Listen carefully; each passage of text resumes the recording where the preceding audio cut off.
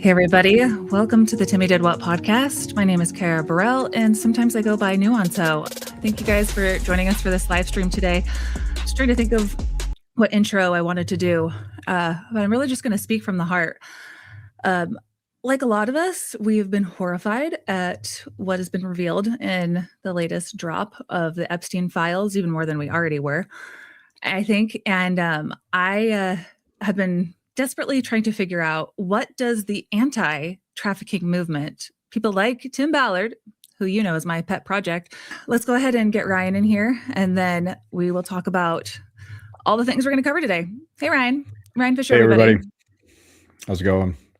Dark times we live in. Like, it seems that some of our worst fears about the moral bankruptcy that you're talking about in society has now been proven without any shred of doubt that it goes all the way to the top.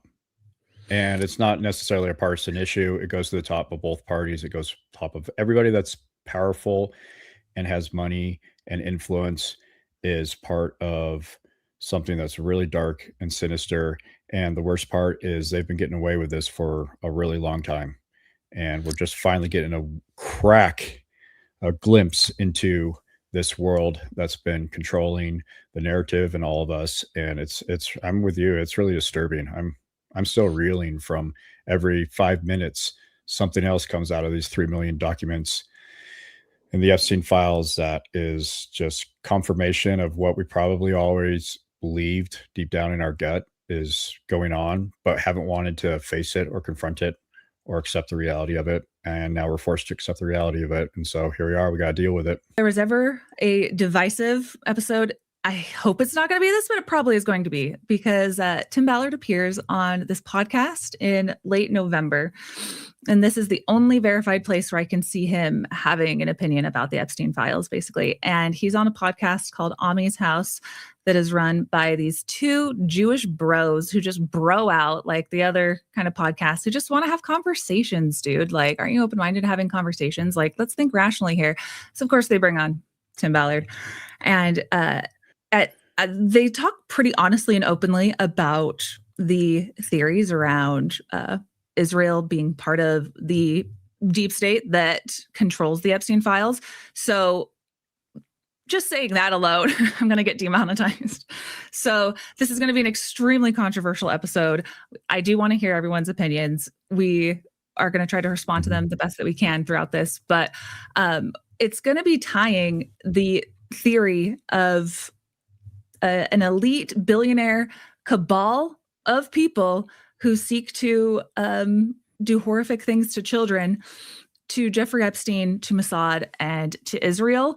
Again, this podcast that we're going to be playing clips from is these two Zionist bros and Tim Ballard. So we got a lot of controversy there.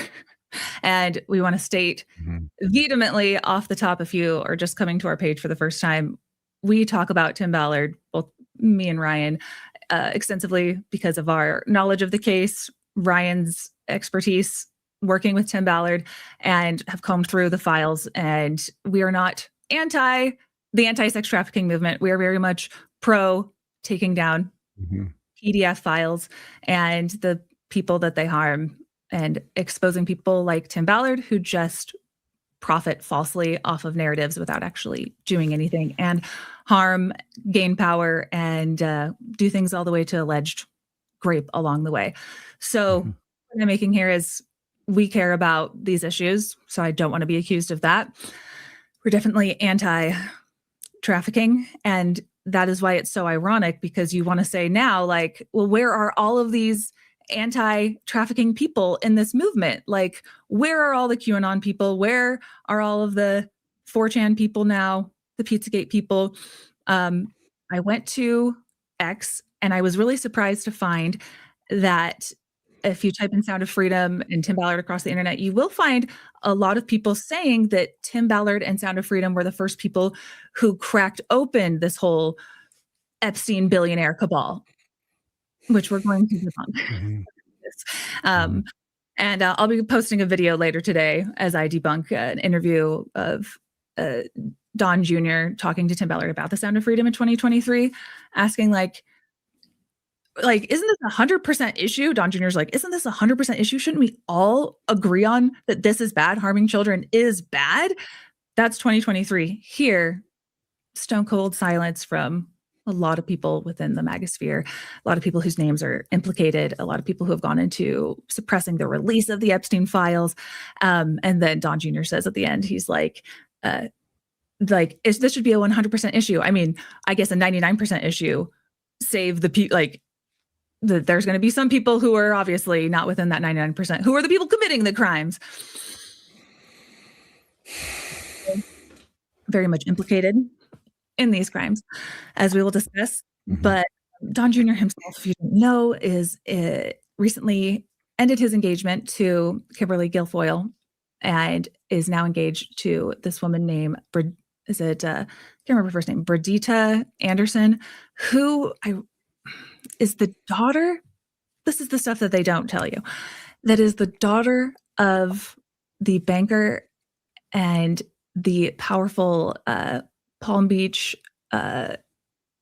billionaire who helped write a glowing review of Epstein's moral character and helped him get the island, the infamous island that a lot of these horrific crimes, torture, perhaps satanic ritual abuse took place. Buckle up. This is a lot of bombshell stuff. The world of the Epstein files and that whole pedophile cabal is crossing over with the world of Tim Ballard. And it wasn't a direction that I saw needing to go in like a while back, but now we have to go there.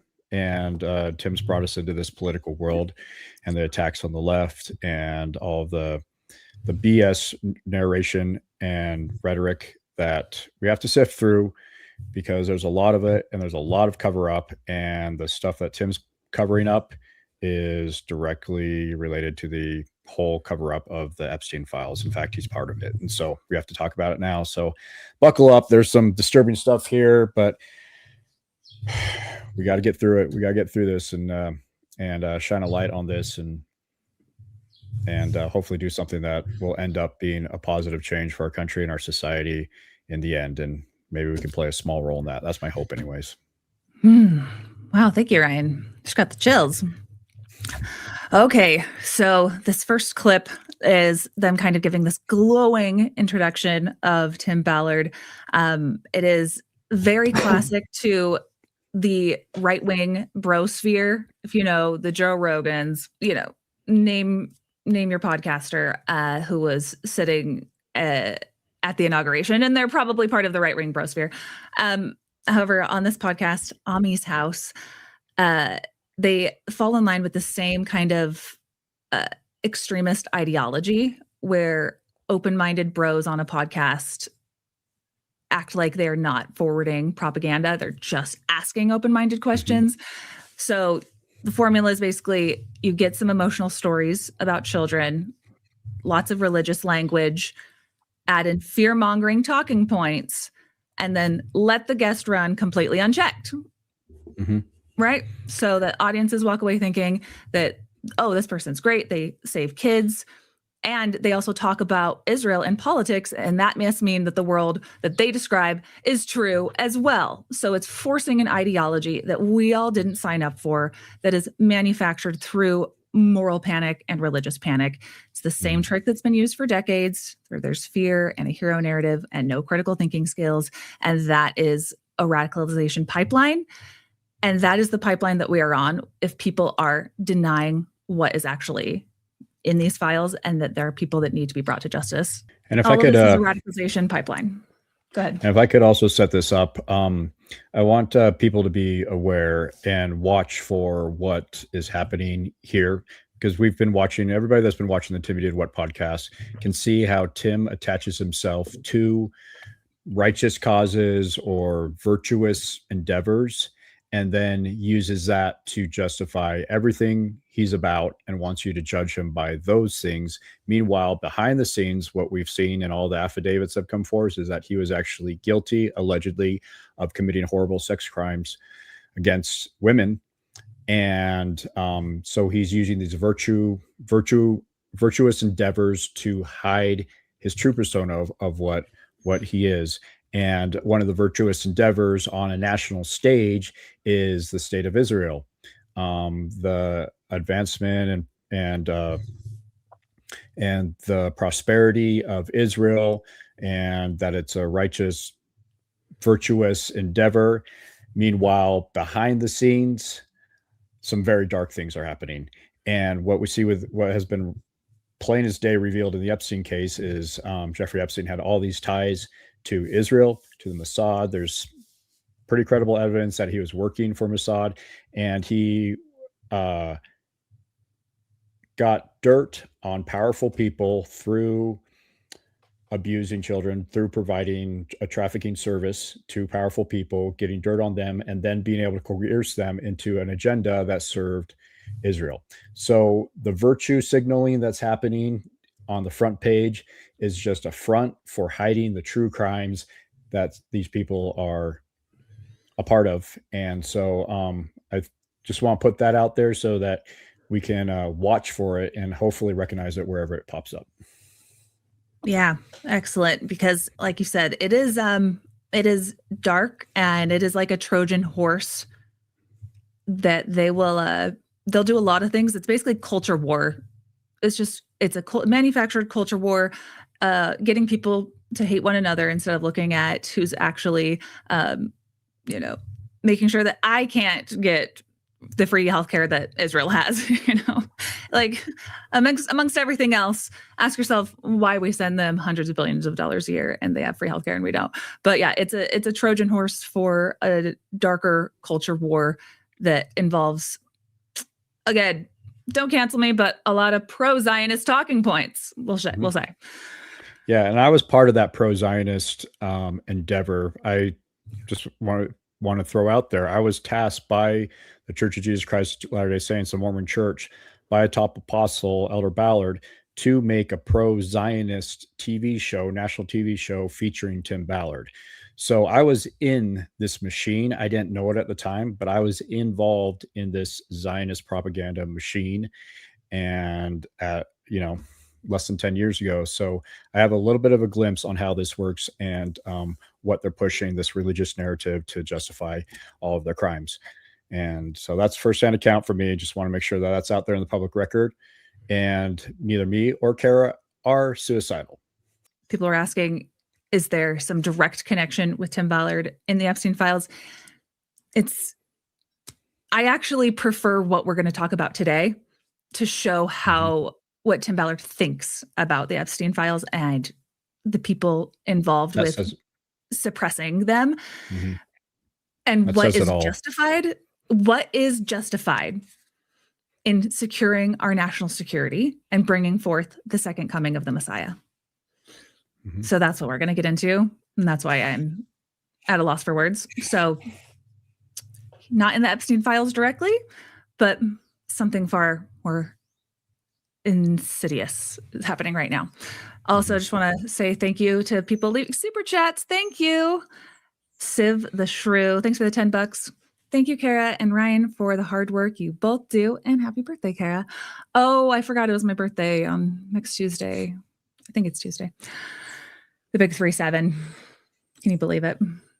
Our world, the real evil that's being perpetuated out there. The problem with conspiracies, Michael, is occasionally one turns out to be true. And I think there are opportunists and people out there using the language of conspiracy to build audiences. It's based in no evidence at all.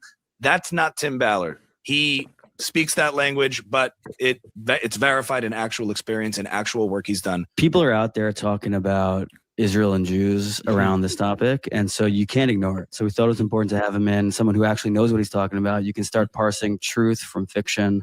Thoughts on that intro, Ryan? They're definitely hyping him up as the expert, that he has seen darkness. He has had the boots on the ground. He is the man to talk to. Super credentialed guy. Yeah, he's not spinning any conspiracy theories. Well, if you followed this podcast, the last, 5 episodes, we've covered his conspiracy theory YouTube documentaries called Backfire. He's got a conspiracy theory about how about left-wing pro pedophile people tried to take him out politically when he wanted to run for office. It's conspiracy about lying women that are in love with him, but also working for a Mortensen Mafia, which is the name of the lawyer, one of the lawyers that is heading some of the lawsuits against him. He's got a conspiracy theory about his former organization, Operation Underground Railroad, that they are siphoning off all of his audience and his donor funds, and he's threatening a class action lawsuit against them. And he's got a conspiracy theory against trans people, against leftist regimes, and now more recently, a conspiracy theory against the Mormon church he was a member of that built him up. He was their number one author for many years. And now he says that there's a deep state within the Mormon church that is really pulling the strings. And so he's just spitting out conspiracy theories faster than I can keep up with. And none of them are based in reality. Absolutely none of them are based in reality. He's been ousted from every organization, OUR, Spear Fund, Aerial Recovery. They've all fired him. He's under investigation by the FBI. And there's multiple lawsuits against him. He is trying to spin a narrative about conspiracies, solely about conspiracies, that also include angelic demons from the other side sending text messages to his state president that he was having a sexual affair with someone else.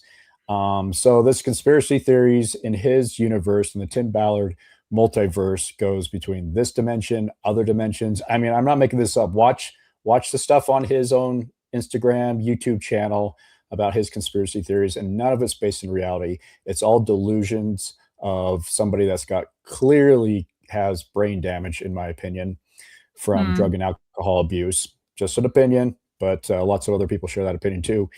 And so giving him credibility like that is just laughable at this point, especially after he's been denounced in multiple news articles by credible, reputable anti-trafficking organizations. Say his tactics are wrong. He's a danger to himself and others. That's what his boss at DHS, former boss, said, who became an OUR COO. And he's also mentally unstable. The current OUR CEO called him mentally unstable, a danger to himself and others. And on top of all that, he's a religious fanatic that is capable of anything. So that's my take on that. Hot damn. Yeah, that's an awesome take. Good job, Ryan. I mean, that's all of it. And like I said at the beginning, that they want people to come on appearing to be super credentialed in this kind of right-wing brosphere, because they're going to be like, wow, you're so brave, Tim. You've done so many awesome things. No follow-up questions, no Google searches, no listening to the Timmy Did What podcast. I mean, just last week we revealed about what Tim Ballard's therapist from OUR had to say about him. And that's another damning indictment, like everybody in Tim Ballard's circle, that this is bad dude.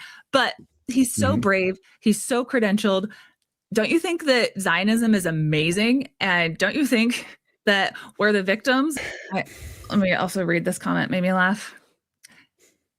Some people are conspiracy theorists. That's not Tim Ballard. Gag me with a big fat rock. Thanks, Alex. Been doing that ever since. If you saw Sound of Freedom, you know what the story why I left. We couldn't keep up with the bad guys. The bad guys move so fast. They move kids across borders, and it's not conducive to the bureaucracy and deep state stuff that you got to deal with in the government. So I did a crazy thing and left. Said I'll just do it independent and hope to God that it gets funded. And so far it's been funded, and we've rescued 15,000 kids in about 25 countries, and we're just getting started. It feels like 15,000 kids. Tim Ballard. That number is highly disputed, for the simple fact that his own organization, Operation Underground Railroad, ousted him, not because of a conflict with the Sound of Movie, but because of, first, an internal investigation that revealed he had to go. Multiple women came forward with allegations of sexual assault, and that internal investigation resulted in Tim Ballard's termination from the organization, even though he had stacked the board with his family members.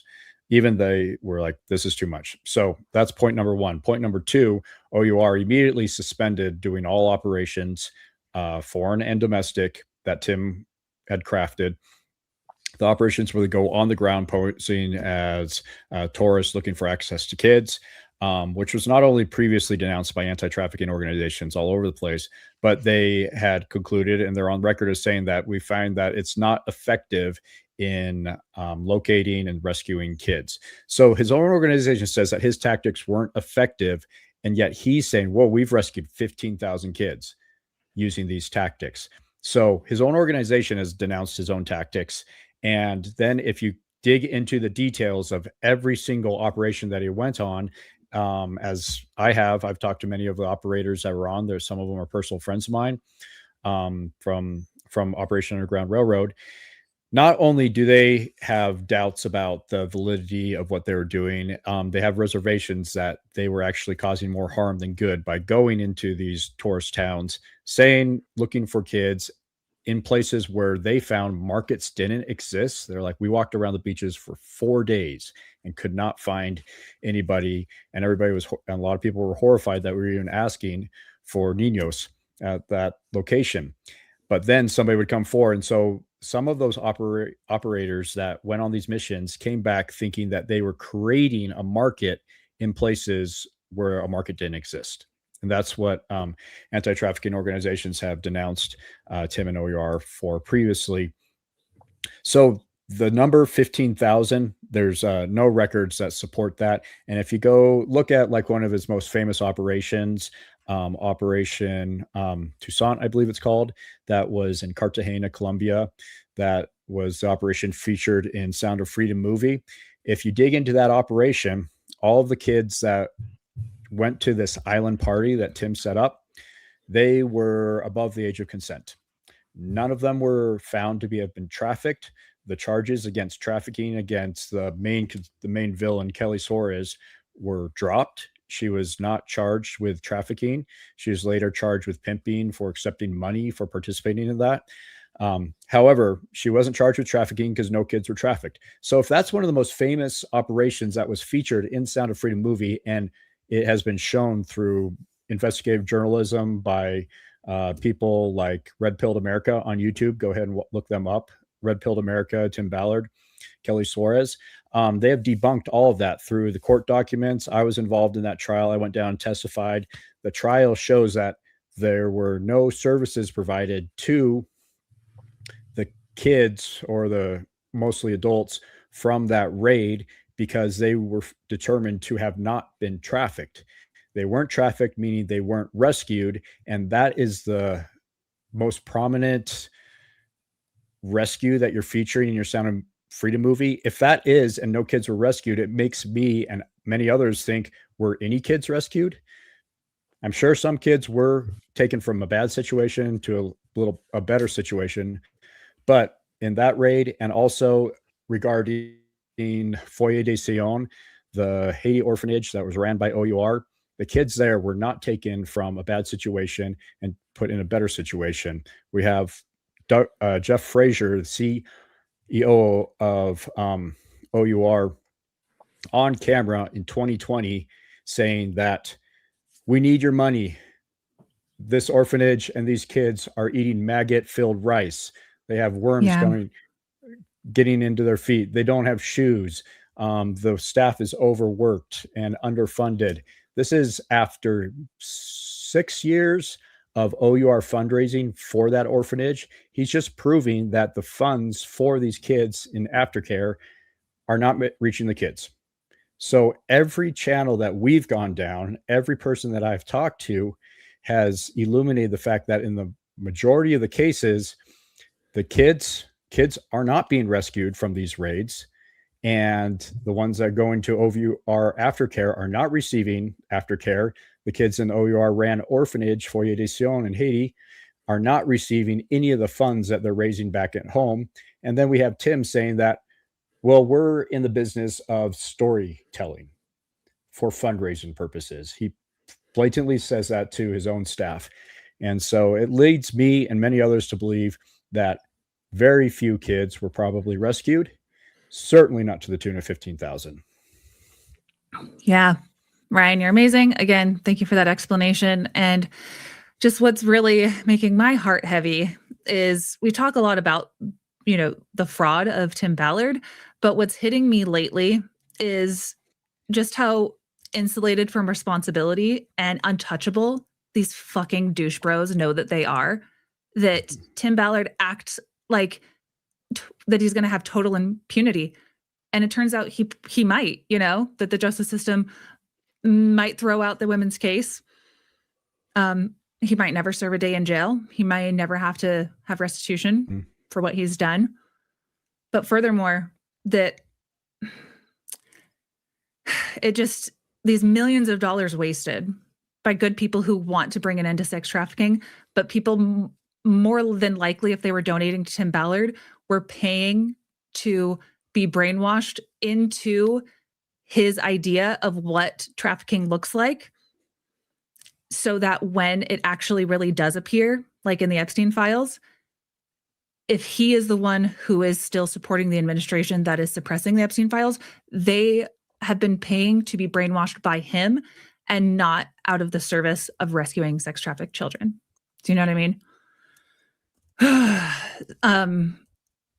Because there are going to be a lot of people who are really resistant to the truth about sex trafficking that we've talked about before, that it has a lot more to do with poverty. Like you said, people selling their children and selling their friends in desperate situations that people like Tim Ballard exploit, creating markets where there weren't already, There's coercion and blackmail, which is evident across the Epstein case. There's billionaires. And then there's being trapped into a migration type situation on false pretenses. What Tim Ballard's entire thing, his entire brand has been built off of storytelling about something completely different than how systemic change and victims actually seek justice for himself, for his brand, so that now people have been swayed the other way of what trafficking looks like instead of to call it out right in front of their faces. And it makes me really freaking pissed. It's really a sad state of affairs we're in right now. Okay. Yeah. They bring up on the last super chat from Power Ranger. They make a really good point that I want to elaborate on. Power Ranger Tea Time writes, lawyer here, notice that Timmy is butthurt that he was denied his rights to a fair hearing for his excommunication, but goes to countries where he uses their lack of rights to arrest offenders. No, he's absolutely right. He primarily operates in third world countries where he can get away with a lot more. Places like Colombia, where anybody can be bought off, police, judges, it's pretty corrupt. Anybody can be bought off. And if something goes wrong, then he's got enough money to get him out of any sort of sticky situation. We found out in the John Lyons deposition, who was his former boss at Department of Homeland Security, who said that he went on an operation, I think it was to Honduras. It was one of his first field operations that he was sent as an official government operation down in Honduras. And he was kicked out of the country and told never to come back by that law enforcement agency. So he did something wrong there that got him kicked out of the country. He was insubordinate. He couldn't perform the mission or caused some danger to happen to officers, or something really bad went down to where they emailed and notified his superiors at Department of Homeland Security that this guy is reckless and an endangerment to the operation, and they don't want him ever come back to their country. So he had to go out on his own, where he didn't have the oversight of law enforcement in the United States with the United States government to conduct these operations. Now, he did try it, and I want to bring attention to this because I really wish we could cover this more, and we will someday. But he partnered on one sting operation. It's the only one that I know of that happened in the United States, where he trained officers in Washington State to perform sting operations under an operation called Net Nanny. And Net Nanny operation in Washington State was highly controversial. There's lots of really good reporting on it. You can look it up. Where there's an article, I think it's called Men Go to Jail for crime that has no victims, something like a victimless crime, something along those lines. And Tim's trained these officers or oversaw this operation on how to conduct these sting operations, which would entrap men who are looking for a casual hookup into hooking up or meeting with underage teenage girls. And then it was an entrapment scheme, and it's highly controversial, and it's being contested in courts, and a lot of men went to jail over this. And that's the only operation that I'm aware of that he was involved in the United States, and it did not go well, and it's led to a whole slew of litigation and investigative journalism and criticism about rights that we have here in the United States against entrapment. But those kind of rights, as Power Ranger pointed out, don't really exist in third world countries. And so Tim's got leeway to get away with whatever the hell he wants to in third world countries. And that's primarily why he operates out there. So just wanted to elaborate on that great point. Thanks for bringing that up. God's children are not for sale, says the man who's buddy with a guy who just did that and now runs our country. And I can't disagree, basically, especially given the fact that I can just pull this picture up for a second. This is a check from Trump on a giant poster board addressed to Jeffrey Epstein for $22,500 for what is described in this letter as I think, depreciated woman. So God's children are not for sale. I agree with that statement. Do they? Is the question. But their stories are for sale, according to Tim Ballard. He can make a lot of money off of their tragic stories. Precisely. People and victims are just pawns to these people. They've been crafting a narrative, and people are just pawns. Yeah.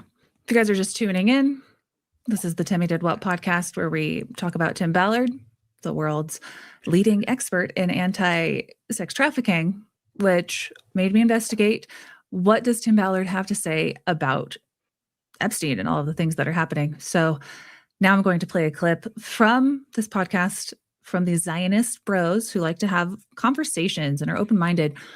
And as Tim Ballard has amped himself up, they've amped him up about his experience, his credentials, about he really knows what's happening with sex trafficking in the world. Now we're going to play what he thinks about Jeffrey Epstein. And I'm just going to let this play and roll. I honestly don't have a lot of words for it. Not much shocks me these days, but even this is more ungodly immoral than I thought that Tim Ballard could stoop to. You guys are going to be shocked. So I'll play it, and there's a lot to get into afterwards. So appreciate all of you guys for being here. This is really uncomfortable stuff. You see it with the Jeffrey Epstein files, the Epstein files also, where 80 million, by the way.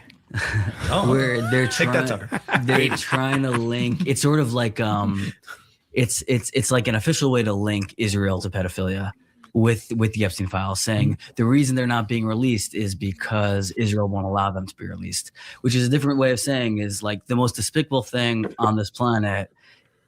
Israel is in charge of it. It's complicit, basically. That's what they got to say. Yeah. We'll jump around a bit, but what's your take on the whole Epstein story and the claims that he's Mossad, or the claims of what's been going on? Because like I said, certain conspiracies, if you would have talked about Epstein's island before we knew anything about it, people would have written it off. What are you talking about? There's some billionaire who owns this island, this secret island, doing these rituals and extorting people. But that one, it turns out to have been true. And the question is, now when something breaks, it gets filled with all sorts of distortions and narratives around it. So the truth is, it's so hard because they won't release for whatever reason, they won't release everything. The best source I have seen is Bill O'Reilly, who said, who I trust. I think he's an honest guy. And he said he had a conversation with Trump. And what Trump said is I get where he's coming from. I don't think I'd make the same decision. But he said, if I release this whole file, I'm going to ruin the lives of so many people. And I have a friend, Alan Dershowitz, who got reamed by it. He was totally innocent.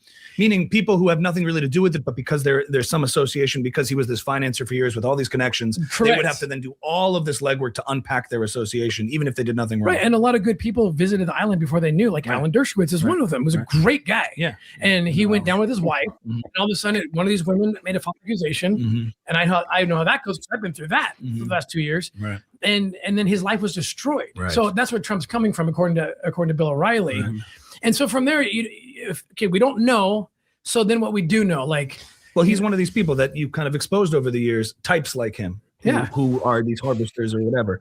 Like what can you say that you know to be true about Epstein, the island, things well, like that? what we do know about Epstein is he's a convicted pedophile. Right. He was a convicted pedophile. Right. So this wasn't if someone was using him as an asset, and I wouldn't put any government, I've been in this world, okay? They get paid to do creepy stuff to get information to save our lives. It's always a moral dilemma, like being an operator in the CIA, right?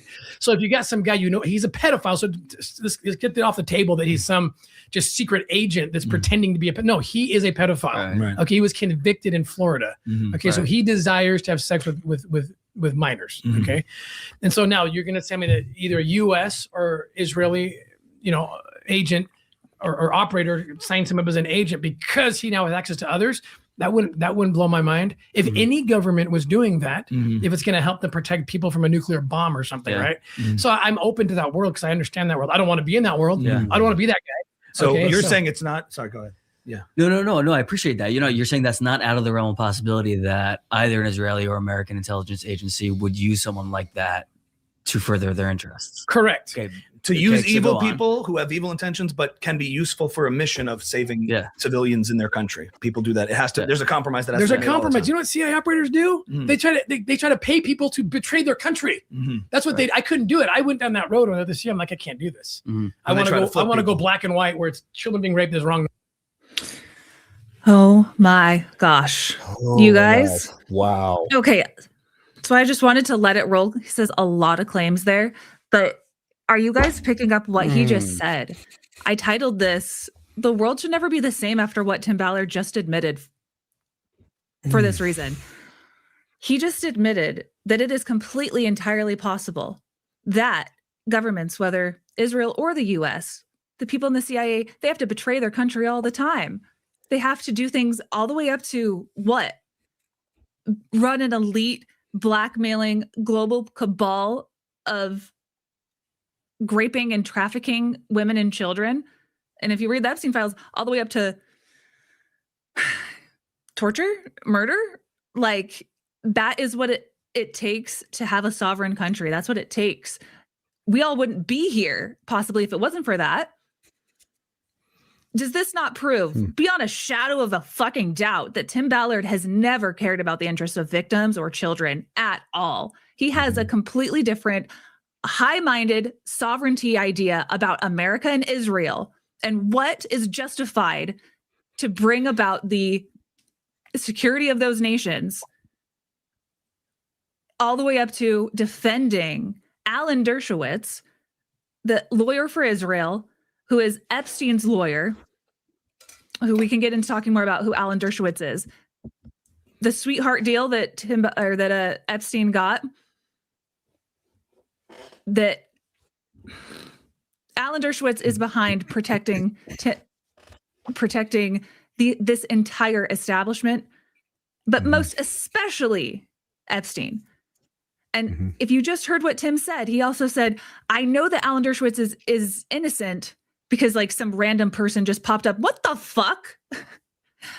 Oh my God. That just some random person just popped up. Not Dershowitz is famous for writing letters and advocating for the age of consent to be lowered, advocating for things like advocating on behalf of rapists, defending Mike Tyson. I can get into more of the details about who this is because this is a really important thing to drill down about the life of Alan Dershowitz and how Tim Ballard compares himself to Alan fucking Dershowitz and says the same thing happened to him. And you know what that's like, just being maimed when you're an innocent person. If anything, Tim Ballard, you just called yourself in league with Jeffrey Epstein. Mhm. Unbelievable. Mhm. This is the most concrete, clear revelation of what a fucking monster. We've been calling him Timmy just so that we beat down his ego. But this person, I need to find some kind of satanic interpretation of the name Timothy for Something what more you just derogatory. explained. I am without words. A lot of things Yeah. with Tim don't surprise me. This genuinely did. Yeah, this is a shocking, absolutely shocking admission. First off, he starts out by saying, I trust Bill O'Reilly. Great guy, whatever. Bill O'Reilly, he was fired from Fox News for what? Sexual harassment. So be careful. So he lines himself with that. But then he goes into this totally convoluted, backwards logic that we need to join forces. Our government, CIA, Mossad needs to join forces with pedophiles, let them do their thing, because who knows, they might get some information that would save us from a nuclear war or something. That we need to work with those guys, not prosecute them. That's what he's saying. That's what he's justifying right there. And so, and then he's also saying that we need to not look at the Epstein files. He thinks those should remain hidden because it might implicate innocent people along the way. Now, that's like saying, all right, so a bunch of kids are being abused in the Catholic Church. Well, let's not look into it. Let's not open the files. Let's leave it alone because there might be some innocent priests in there. That's what he's advocating. He is directly, without any sort of nuance or ambiguity, advocating for protecting pedophiles, even a convicted pedophile like Jeffrey Epstein and all of his associates. That's what he's doing. He's actively advocating to protect pedophiles. And then he throws in there, especially those with associations with Israel, which harbors the most pedophiles per capita that it's on record by any other country. He was confronted with that fact by another interviewer a couple of podcasts ago. Great moment. He's like, oh, I didn't know about that. Anyways, which we're going to get into Israel's non-extradition clause in another clip, and he's going to explain. That should be another title of a video. He's going to explain why Israel absolutely should have a non-extradition clause, that pedophiles should not go back to their countries and be prosecuted for their crimes. Continue. Yeah. No, Tim Ballard just showed his hand. He just absolutely showed his hand that he just came out in protection of pedophiles, known convicted pedophiles, for the greater good or for some bullshit conspiracy that maybe they have intel that will stop a nuclear war or something. He is a pedophile, sexual abuse, sexual harassment protector. That should be absolutely apparent. You just totally revealed his hand, and it confirms everything we've been saying this entire time. He's a protector of pedophiles. That's why he's been absolutely silent for the last year and longer on the Epstein files. But finally, somebody confronted him directly, and he had a prepared answer, which was exactly what the pro-pedophile Zionist regime wants to push out there. He had that prepared. He had that locked and loaded. You notice that? You know, he had thought this through. And it's like, if I get confronted by about the Epstein files as somebody who's self-proclaimed to be the world's most foremost expert on trafficking, he's seen the darkness. Like, he's so credentialed that he is allowed to. Like, who better than the world's leading expert in anti-trafficking than from the CIA? You know, he knows these government agencies inside and out. He's got, like, he's seen the darkness. He's been boots on the ground. Mm-hmm. Who better than Tim Ballard, you know, to excuse and make a really credentialed argument about why this kind of stuff is just how the world works and how it's actually necessary. So if you're really upset about it and you want to actually overthrow the deep state, if you want the left and right to stop arguing in their culture war and actually know that it's top versus bottom versus top, the 99 versus the 1%, or we can just use this really credentialed guy to make it seem like it's actually pretty common and normal, and everyone should just get over it. Like, are we still talking about this? We got bigger things to worry about. Like, you know, oil in Venezuela and war with Iran. Who better than Tim Ballard to be their puppet? Seriously, he's a total puppet. They made a fucking movie, Sound of Freedom, which was mostly fictional, that elevated him into the world's foremost expert on human trafficking, anti-pedophilia, and then he gets on podcasts like this and spews this bullshit about why we need to work with pedophiles and why we should protect those, and that there might be some collateral damage if the Epstein files are released in full. Yeah, there's going to be collateral damage, but also it's the only way to hold actual pedophiles accountable. And he's blocking that, just like the entire administration and the 30 people that are in Trump's cabinet that are also implicated in the Epstein files. He is just a shill and a propagandist for Israel, for the administration he's trying to get in. And it makes me wonder if this was not the plan from the very beginning, to like plant him as this pro-Zionist, pro-Israel propaganda machine, plug him in as the world's foremost expert on human trafficking, so that he can then steer people like these two podcast bros who are buying his BS. They're like, oh yeah, I guess I can see how it could be beneficial to, take somebody like Epstein, who's a total convicted pedophile, but then compromise him so that we could get intelligence somehow for some other thing that we need to combat. What's worse than the exploitation of kids? What's worse? And in the same breath, he says that that's the world he got out of, because hurting kids is wrong no matter what. So which is it, Tim? Because, and then he goes on to say that, we might not all be here without them, if you notice when he said that, which is very cult leader coded. Okay? It's very couples ruse coded, that, you don't know what rescue a child needs. Tim's famous for saying that. Like, how dare you demand transparency and results from my organization? This is literally Tim Ballard's favorite talking point, when you don't know the type of rescue that a child needs, and therefore the couple's ruse, right? You don't know what kind of laws of heaven God needs. So I'm going to take 30 extra wives, i.e. Joseph Smith and early Mormon polygamy. Very cult leader coded that, like, we might not be here without these tactics, so don't question them. I know better. So betray your country. That's small fries compared to endorsing pedophilia to save lives, so that the ends justify the means, which erodes all Tim's credibility that he cares about the vulnerable of this world. Whew. All right. Note to self, Kara, we need to make a short of just that clip of him justifying the protection of pedophiles and maybe some of a response. Put it in a short, and then we'll put it up on the channel later on. And then please, everybody share that, because that sums up what this whole thing is about. It's about people like Tim Ballard that are totally two-faced, totally lying, totally feeding us this propaganda bullshit about protecting pedophiles. That's what he wants to do. That's ultimately what he wants to do. So protecting the good old boys club that he's obviously a part of, that he's obviously trying to protect. And we need people to share that short and this stuff with every outlet we possibly can. And this isn't just like a shameless plug. No, I really want to expose these people for what they are. Absolute liars that are protecting pedophiles, while masquerading as the saviors of kids. Ryan, so glad that you're my partner in crime solving with this podcast, because we are of one heart and one mind and dwell in righteousness. And it's exactly what I was going to do with this clip.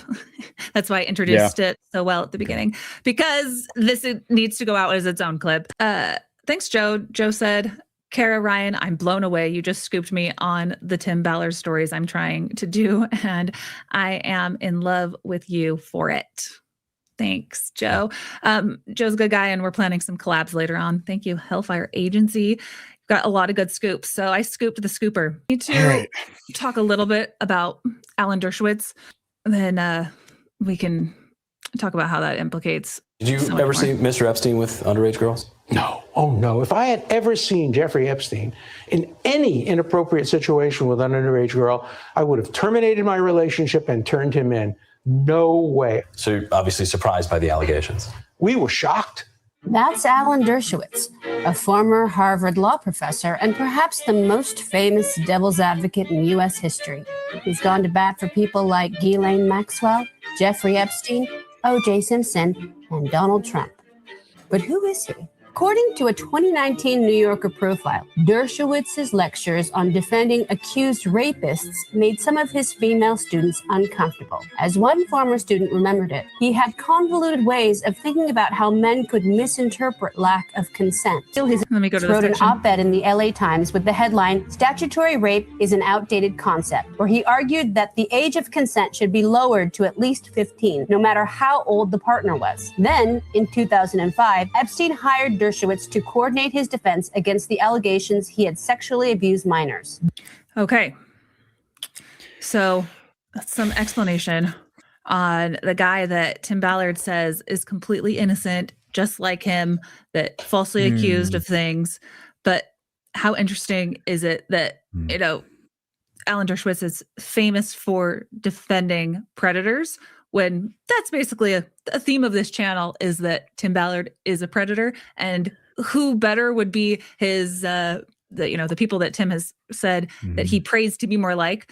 He prays to be more like Donald Trump, looks up to the opinions of Bill O'Reilly, and thinks that Alan Dershowitz is a super great guy. What does that tell you about Tim Ballard? The connection that I just made here is, if he's like buddy with Alan Dershowitz, then I wonder if Dershowitz played a role in getting Tim's accuser, Celeste Boris' case dismissed over technicalities.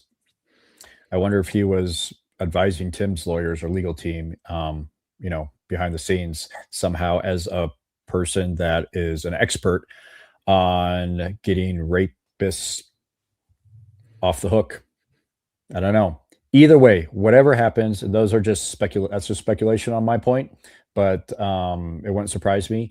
Either way you slice it, Tim saying that Alan Dershowitz is a friend and he looks up to him, just reveals everything you need to know about Tim Ballard. Go ahead. Before you do, I remember I followed QAnon in 2016 to 2020 during Trump's first term.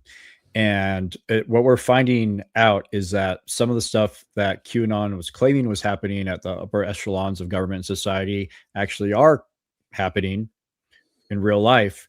However, the QAnon theory, the whole thing was based around Trump was the guy that was taking on this cabal of pedophilia and satanic ritual abuse and stuff. He was a guy, and he was working behind the scenes to infiltrate them, and they're all blocking him. I followed some of these blogs mostly out of entertainment, but not that it was entertaining, but just to keep a finger on what is happening. And Tim was also promoting this at the time on his social media, QAnon theories, and even Trump retweeted back when it was Twitter, some of the QAnon theories, and he was asked about them by press reporters, and there's press conferences. He's like, well, I don't know. And he kind of left it ambiguous to his actual involvement.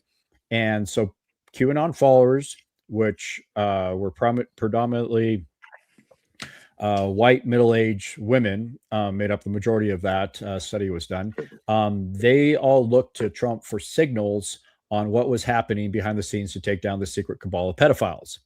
Well, fast forward. So there is QAnon allegations that Epstein files are proving to be true. However, the main savior of the world in the QAnon theory was Donald Trump. And now the Epstein files are revealing that Donald Trump is at the center of this whole cabal, mentioned 3,000 times, mentioned more in the Epstein files than Jesus Christ is mentioned in the Bible.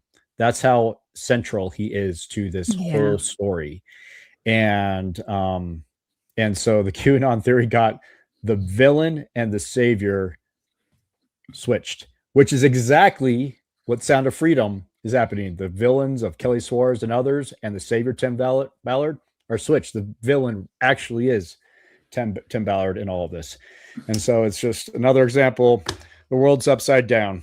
Everything's upside down. What you're being told is backwards. Yeah. as they will get into, that everything is also switched and backwards for them. That Tim talks about his plight of being, yes, falsely accused and being such a righteous guy, but being called evil when he's just trying to do things humbly and keep a low profile. And then they're like, you're exactly like the IDF and the state of Israel. We're mirror images of each other, is another clip we're going to play in a second. That like the world just has it backwards. We're the sweethearts, not the genocidal maniacs. Like, you remember that clip where he's like, I'm the bad guy? You're saying I'm the bad guy? He's so offended and personally like hurt by that. And yeah, that's what we're saying. That's what everybody's saying. That's what everybody who's worked with you is saying. You are the bad guy. Yeah. And it's a lot of deconstruction has to happen, honestly, when you, like us, we are 2 ex-Mormons, and there is an instance in which you realize that you were taught a lot of things growing up about the state of Israel and about the way this country works.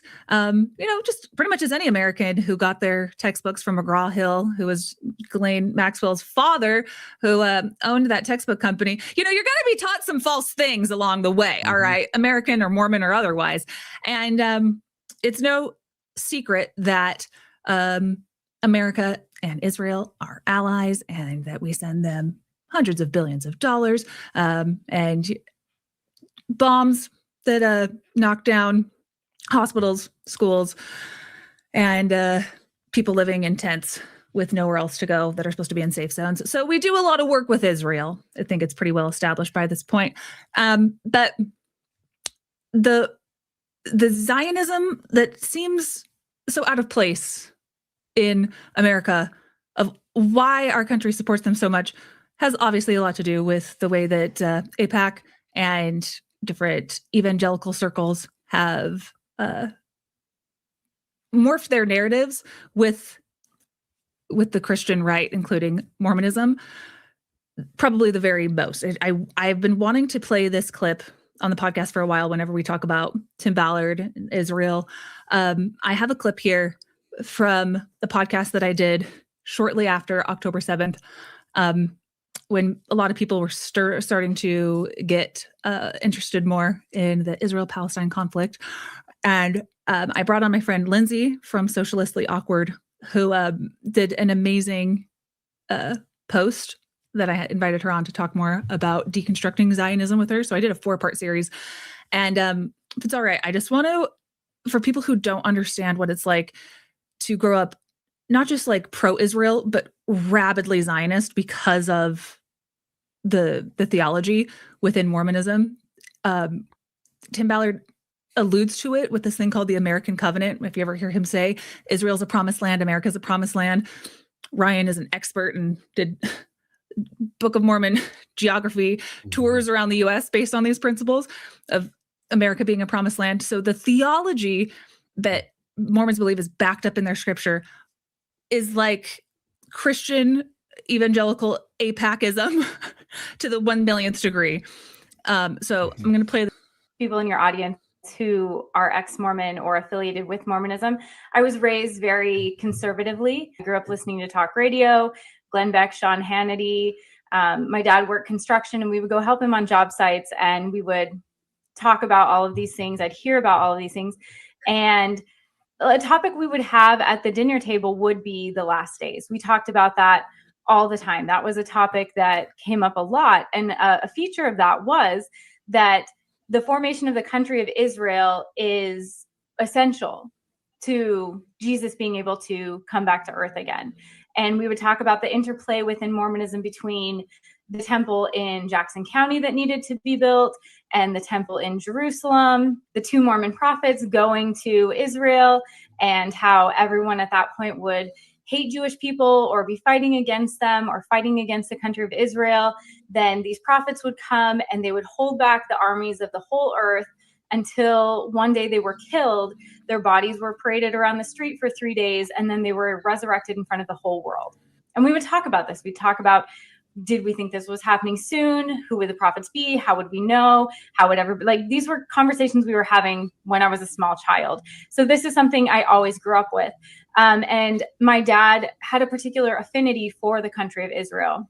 He had a book about the 6 Days War that I read all the time. I think the first time I read it, I was 10 or 11, which was probably totally inappropriate, but I was so interested in it. I was in middle school and I was really excited. I read that book probably 10 times. And I loved it. And it was from a Mormon slant where we talk about how this was prophecy. This is what had been foretold. God had protected these people and had protected the country of Israel. And I wanted to know all the details about it. I loved things that reinforced my belief system. And I didn't realize it was Zionism. I thought it was, this is what God wants. And so I should know everything about it so that I'm prepared to usher in the second coming. And I want to actively be able to participate and know everything I can about it. That's kind of just who I am. And within Mormonism, there is an affinity for Jewish people. We see them as kind of our House of Israel cousins, I guess. I want to try to live the law like they do. And so that's how strongly I felt about this, and how much I had just like really strongly supported Zionism and felt that, and it was always framed like, well, the Holocaust happened. And so obviously they need a safe country with infrastructure and a system that protects them, because when they don't have that, the Holocaust happened. I had a discussion with a friend who had at that point recently left Mormonism. And we were discussing, it was 2011, I believe, or 2012. And we were discussing what was going on in Gaza and the West Bank and with, Israeli government and what all was happening, and discussing, different aspects of it, different things that were happening in the Golan Heights at the time.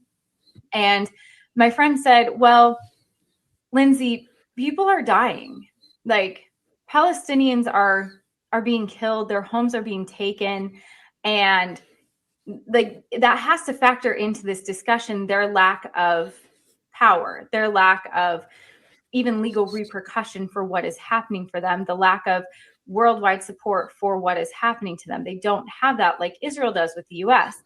And I thought I was being really clever, or kind of like I'll nail you down. And this is, you can't, like, how could you even refute this?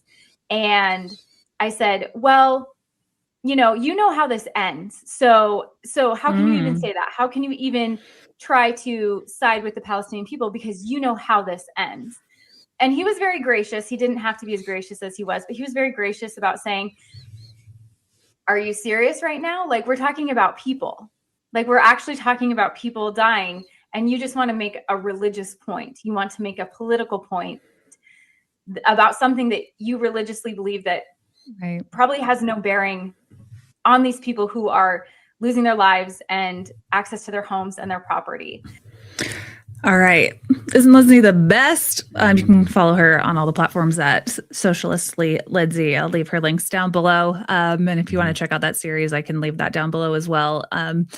So I think that was an important thing to show, just because Tim Ballard, in these next clips, he's going to be talking a lot about that religious language that is used to justify a lot of horrible things, and the kind of framing that I was brought up in.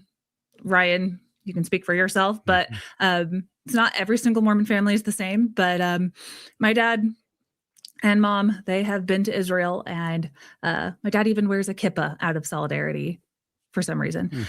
Underneath a MAGA hat. There's a whole story there. So that's the kind of person I was raised by.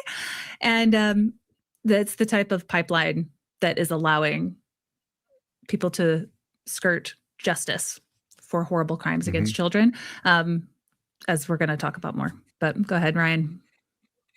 Yeah, no, similar upbringing as well. I've been to Israel several times on tours. In fact, I went on a film assignment for was there at Glenn Beck's Restoring Love event. Was this big pro-Israel event in Jerusalem and Haifa and Tel Aviv, and I don't know, it did stops all over the place.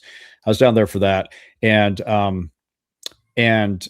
the pro-Israel fanaticism gets pretty fanatical by some people because they love their religion, they love God, they love Christ, they love the Bible so much, and then that gets hijacked into this pro-Israel agenda. And I've watched this happen time and time again. And they conflate the religious pro-Israel message, the religious message of Israel, which, the religious side of it, with the government ambitions of Israel, and people can't separate those two. That those are very different things.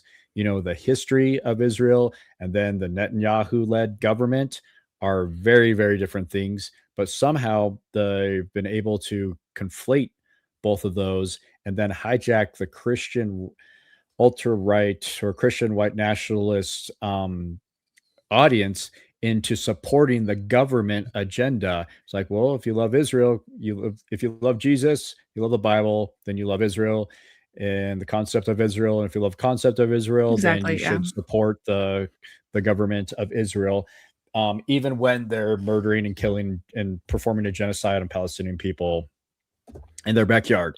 And that's been the narration that's actually worked pretty dang effectively. And the other thing that I want to point out that in all of this is that in the Book of Mormon, there's a story about a prophet named Nephi who has to take these plates from Jerusalem with him, bring them to America. And in order to do that, the story is written in a way where the guy that holds the plates that isn't going to give it to him is drunk, laying in the street. And God tells Nephi that to cut his head off, to murder him, put on his clothes, and go get the plates. And Nephi didn't want to do it, but then he relented with the justification that it's better that one man perish than a nation dwindle and perish in unbelief because they don't have these records.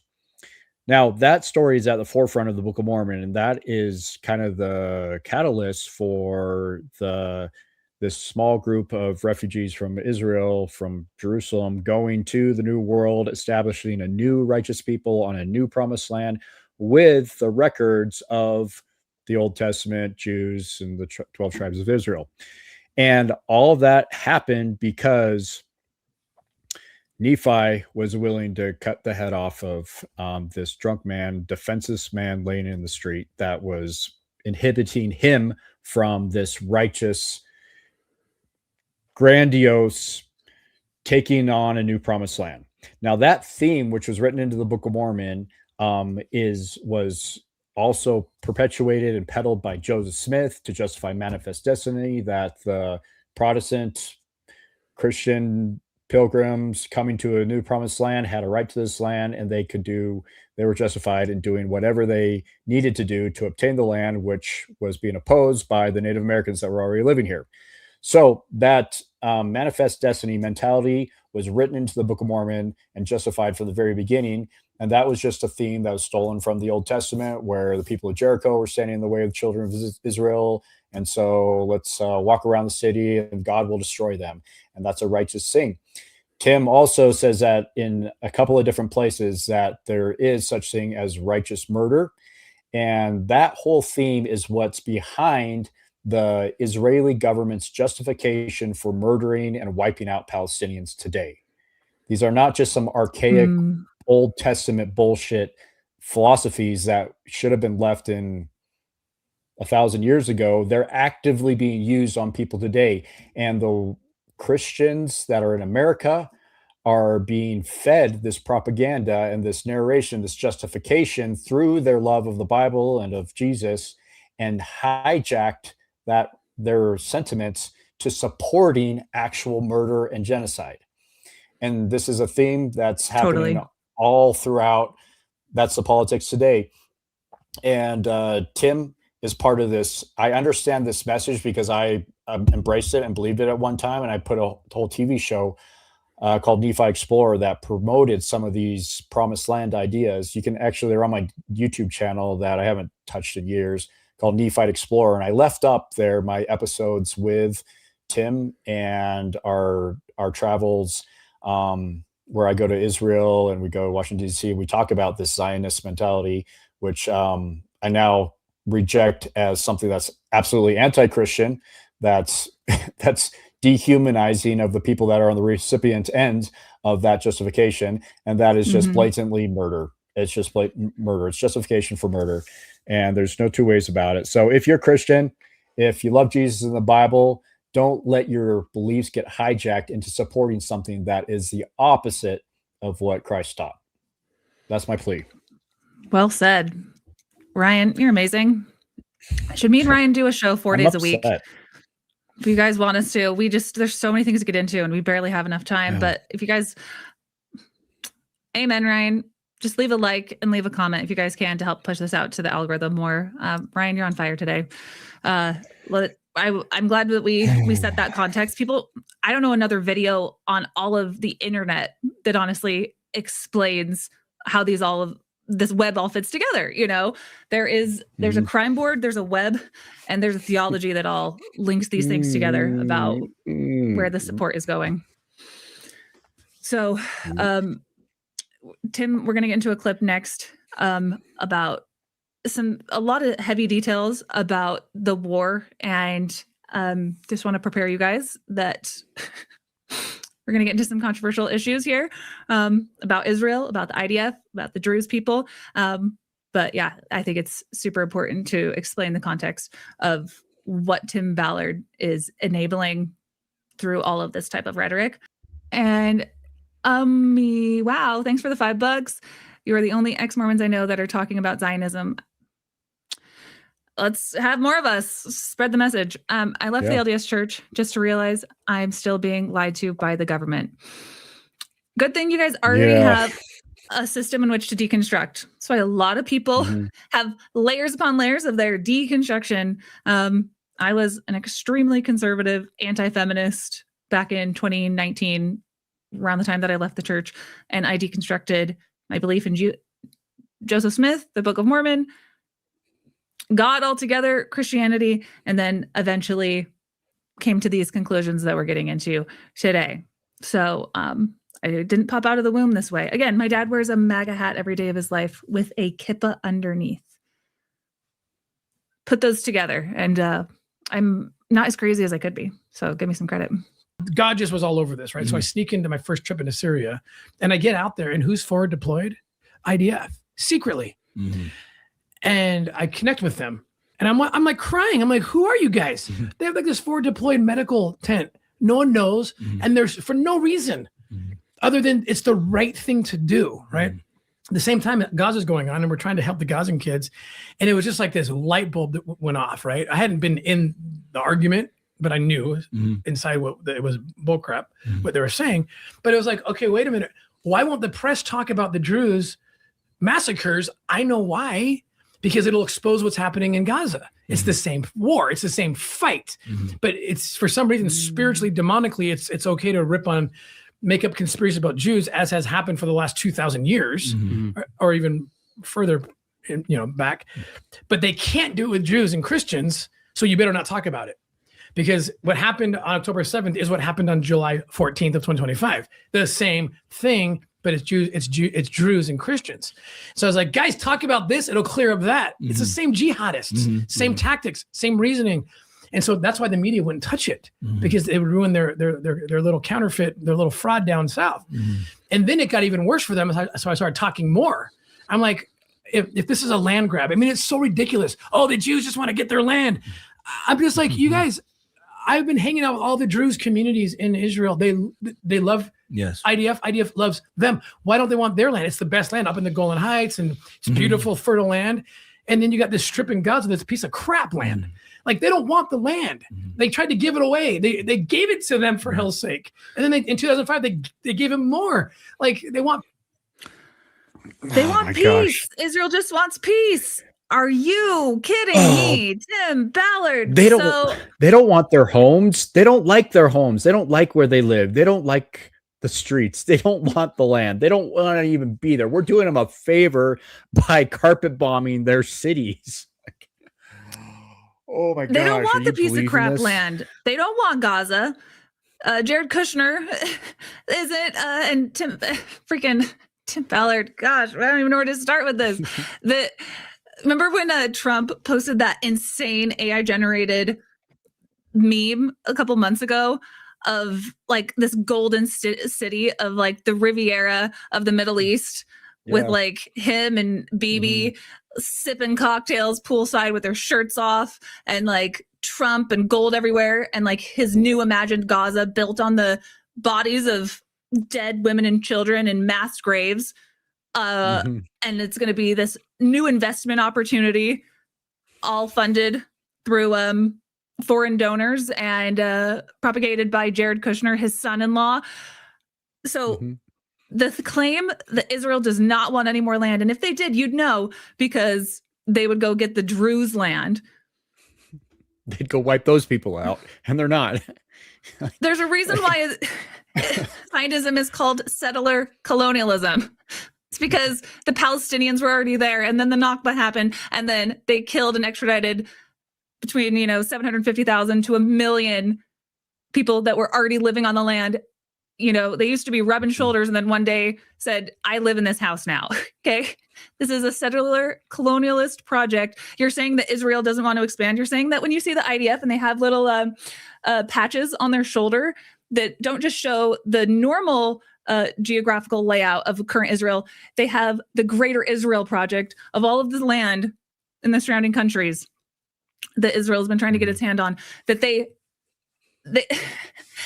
remind their soldiers what they're fighting for. You're saying that Israel doesn't want any more land, especially not that piece of crap land that they already gave them, that they shoved, 2 million people into a strip of land that's 7 miles long and put an entire illegal siege and an apartheid state on them, and for which they can barely escape from on a daily basis, let alone since they said that there were safe zones to be set up that they've bombed every day since October 7th.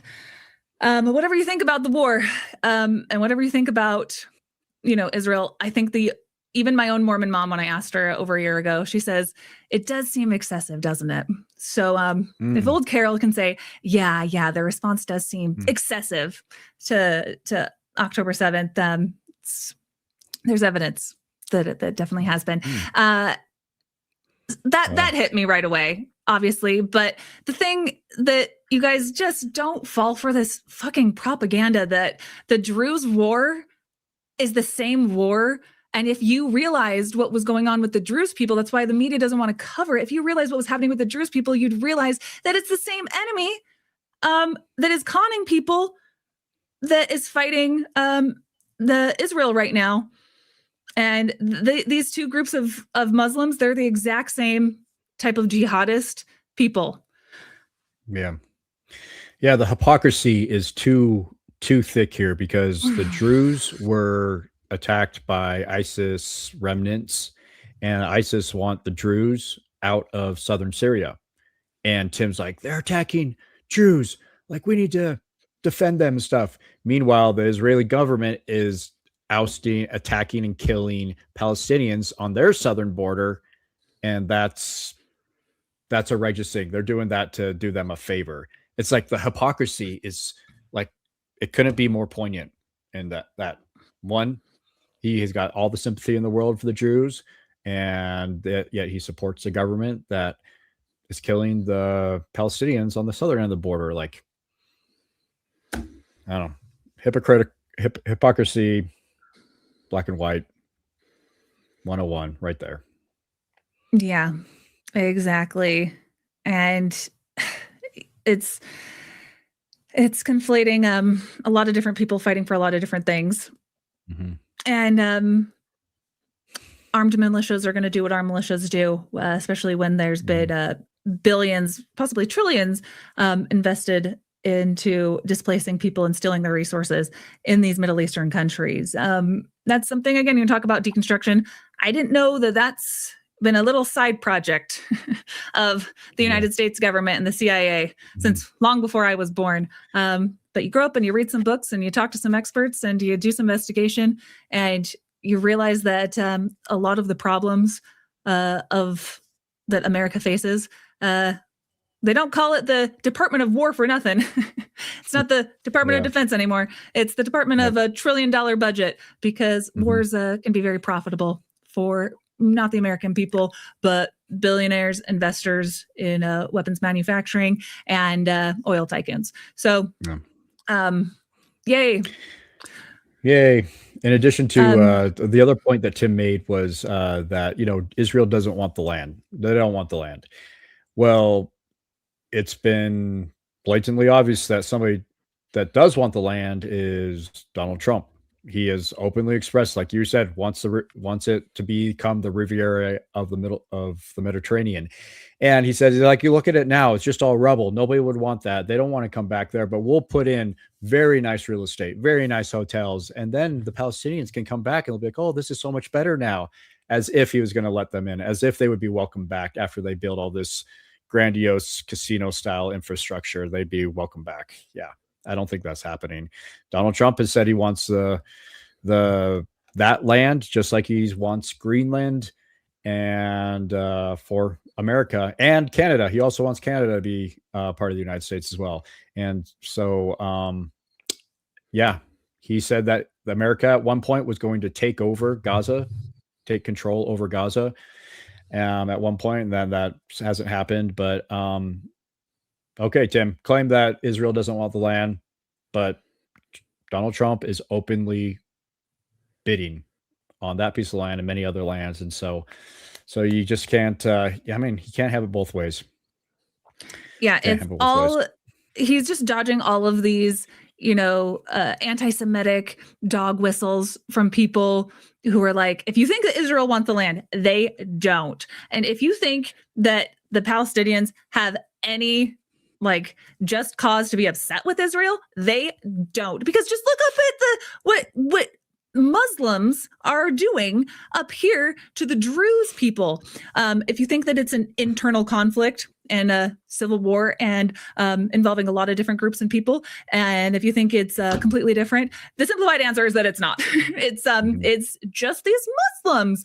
So he's going to get into some more really insane Islamophobia that I'm excited to debunk real quick. I'm against religious extremism in all of its avenues. But as far as I'm concerned, Tim Ballard is acting like a American Christian jihadist with what he just said about the ends justifying the means, all of this cult leader language. I said this at Thanksgiving dinner just this past year, and my dad didn't have too kind of an opinion about that. But then I shut up. And then he offered me marijuana gummies. But that's my opinion. Wherever the religious jihadists who will have might makes right, the ends justify the means, my God is the correct one, so innocent people deserve to suffer. Wherever that comes, whatever flavor, is not something I support, and especially not something that I support when it's attached to my former religion or the country that I pay taxes to, and that I would love to just proudly fly an American flag and not have any qualms about the genocides that our country is supporting because they're supporting none. Would be my preference. Okay, next clip. Let's see if I need to introduce this one. So then Tim takes a genuine question about what's going on the ground to combat sex trafficking and uses this to pivot to demonic forces and implying ISIS was a haven for pedos because evil welcomes evil. They're coming from Europe. They're coming from China, that people who already are pedos, they went and joined ISIS. I can't with this. Okay, it's insane. And that they committed mass atrocities, and they're just part of that one big pedo club. So if you thought Muslims were bad before, Tim Ballard is about to really lay into it. He's the expert in all of these things, obviously. So he's got boots on the ground. Live streaming about ritualistic, demonic trafficking and behavior. I just want to know, in terms of the real things that you see and take down and combat, what's really going on? What is that process? Well, between it's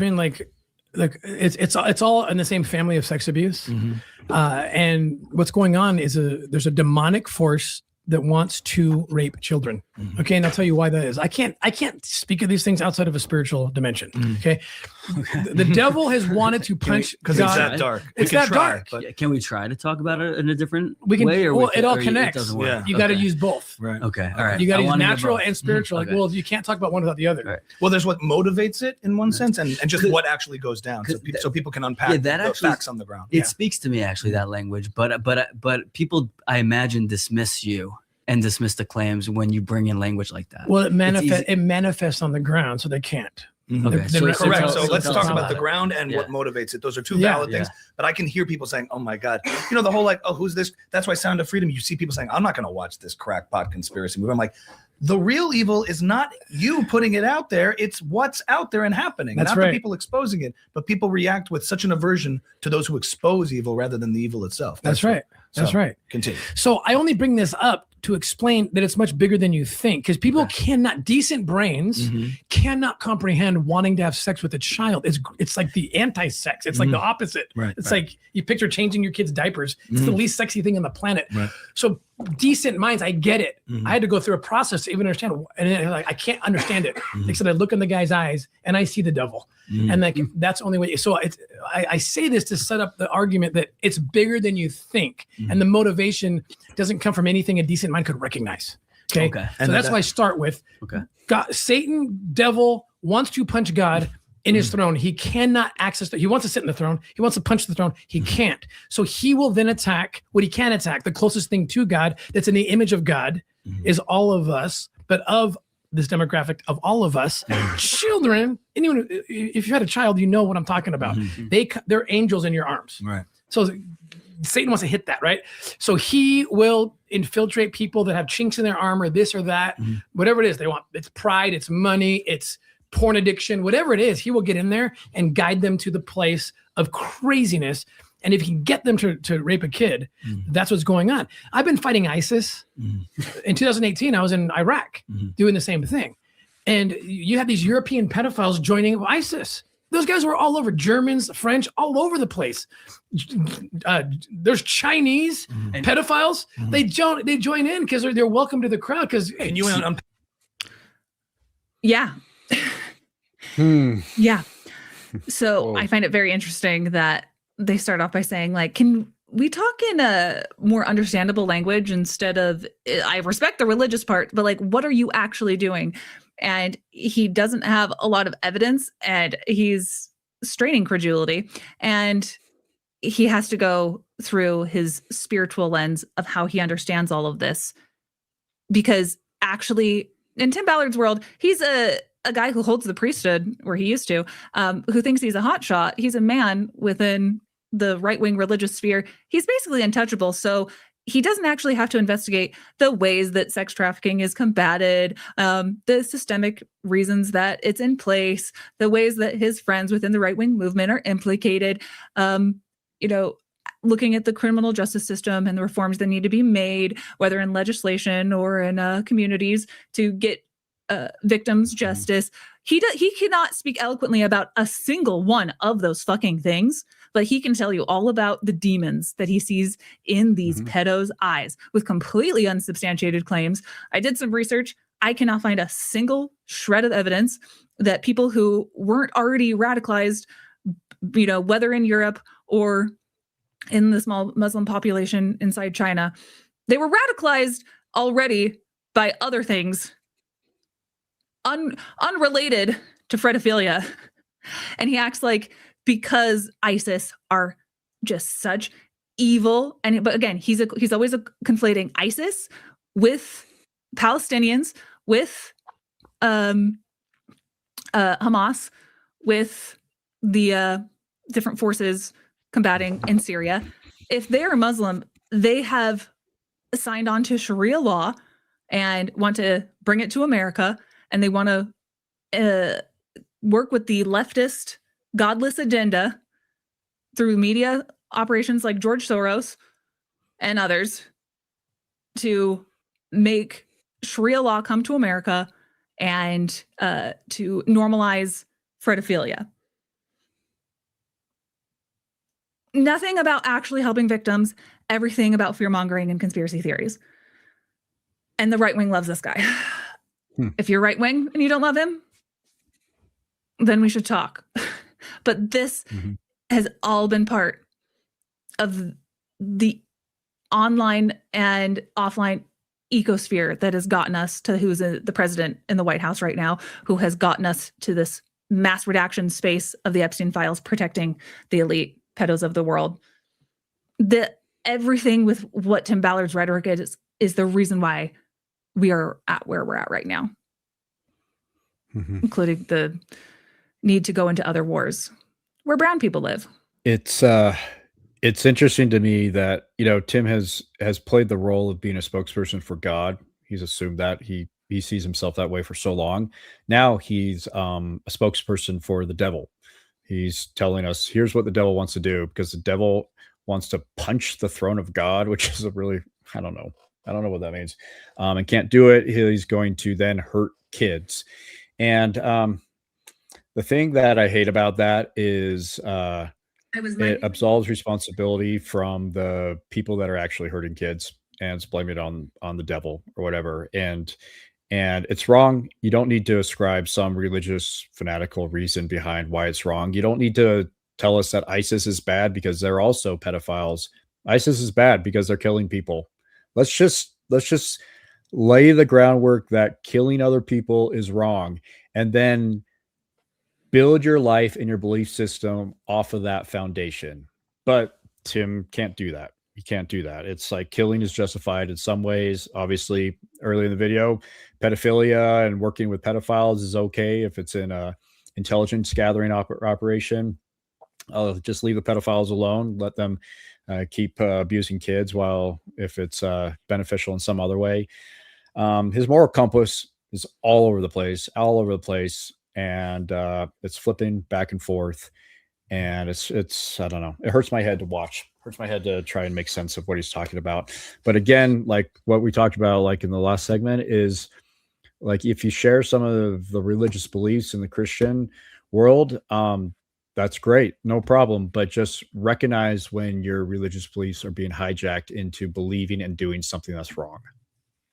It's as simple as that. And that's where he has been the entire last 10 years. Is he has been justifying doing really awful, wrong things, including the alleged rape of women and the neglect and abuse and rape of children at the OUR orphanage Foyer de Sion, all this stuff, because there's a greater good. I think you can accomplish greater good without abusing children along the way. Well said. I'm surprised that we have to even like make that point. It's like, but that's where we're at. Yeah.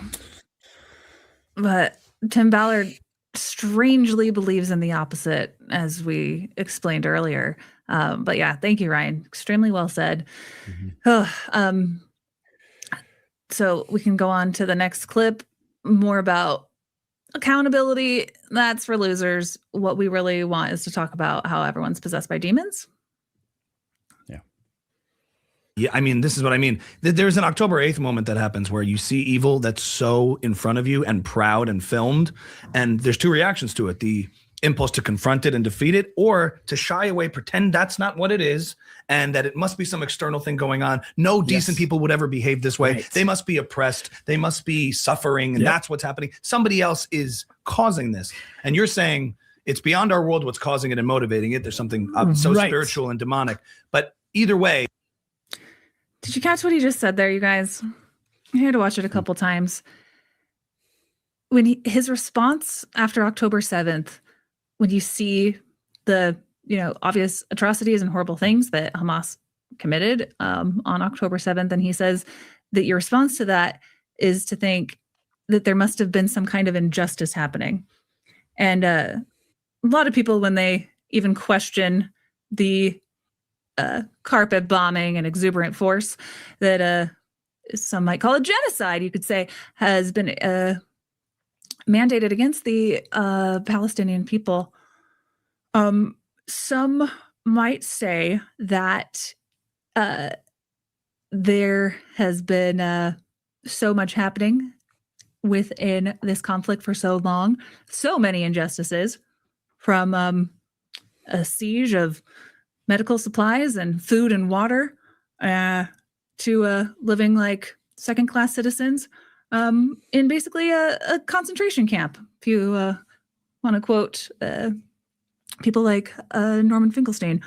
So instead of saying that they have any kind of righteous indignation, that like a lot of Jewish people, some of the greatest proponents of freeing Palestine basically are people within the Jewish movement who say not in my name, you know?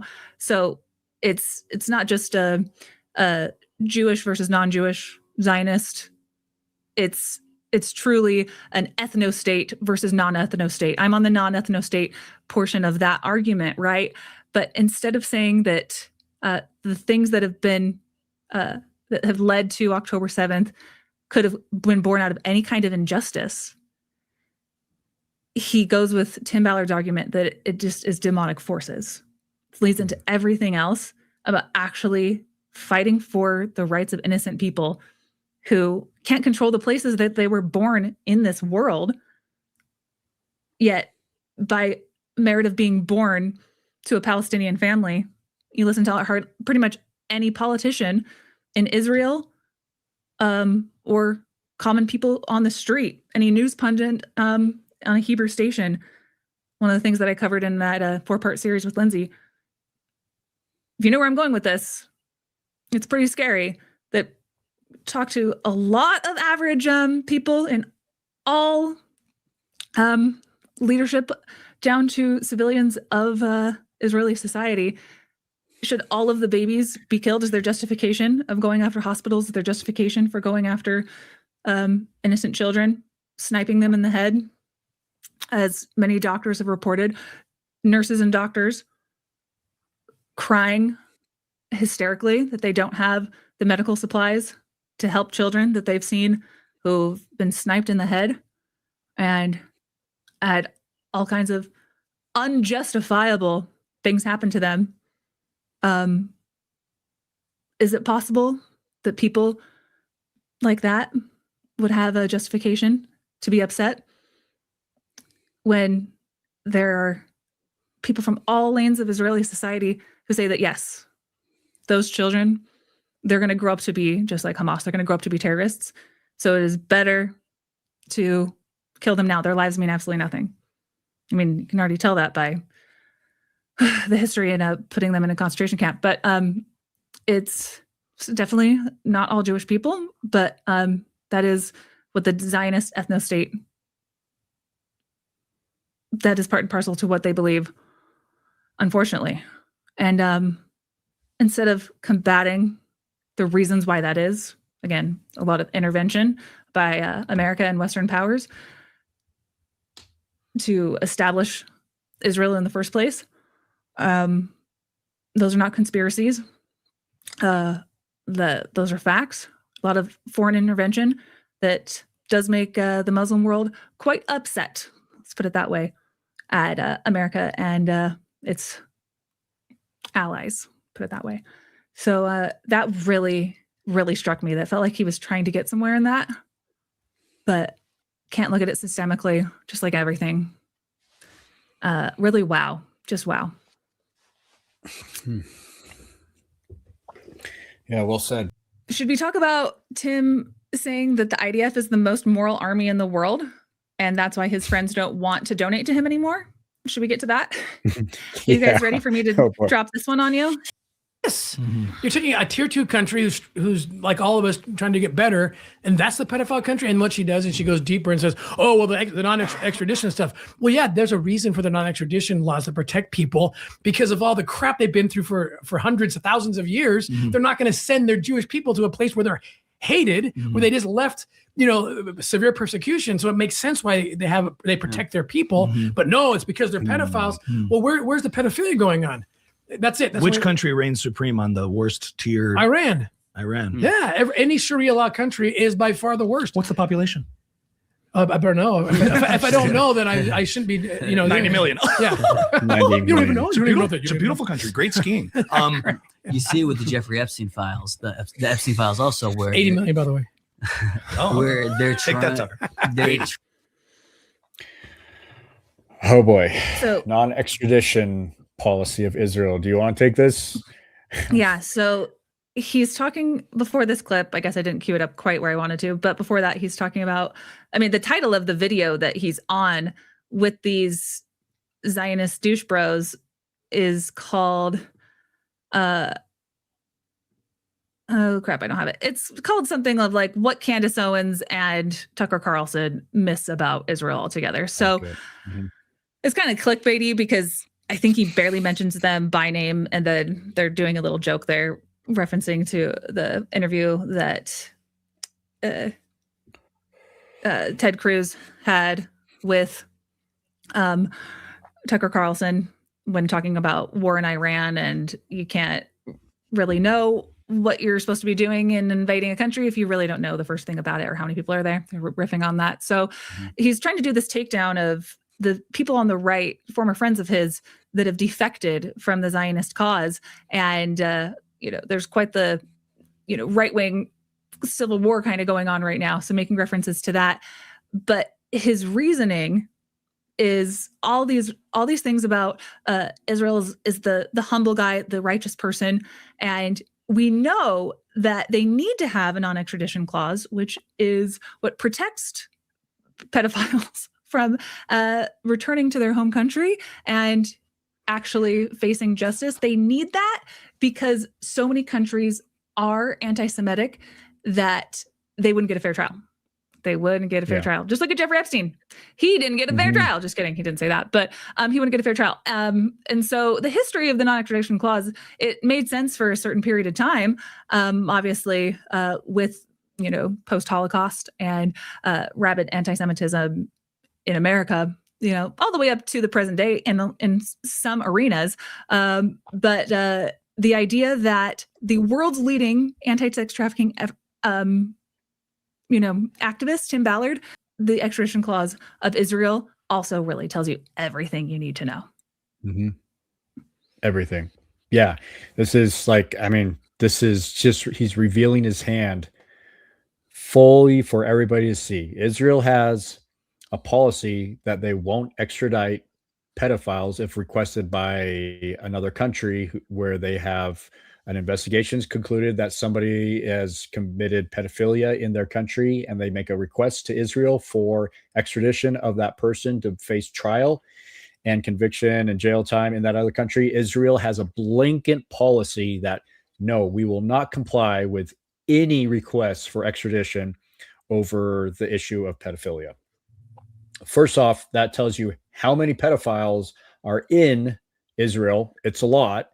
And second of all, it reveals Tim's hands that he is in support of that. He is defending that policy. The guy that brands himself as the number one Batman-like hero for taking down pedophiles is like, oh yeah, Israel needs to have that policy in place because they wouldn't get a fair trial. He's more concerned about some pedophiles not getting a fair trial than justice for victims and to stop the pedophiles committing further crimes. That tells you everything. What an effing bastard. Like, I can't believe he's actually saying this stuff on camera to an audience that's recorded for the whole world to see. Now you know everything that you need to know about Tim Ballard. He is the opposite of who he says he is. He's protecting pedophiles again and protecting policies that protect pedophiles so they can continue to abuse kids wherever they live. Like, yeah, this is the podcast where all of these ideas really coincide. Okay, so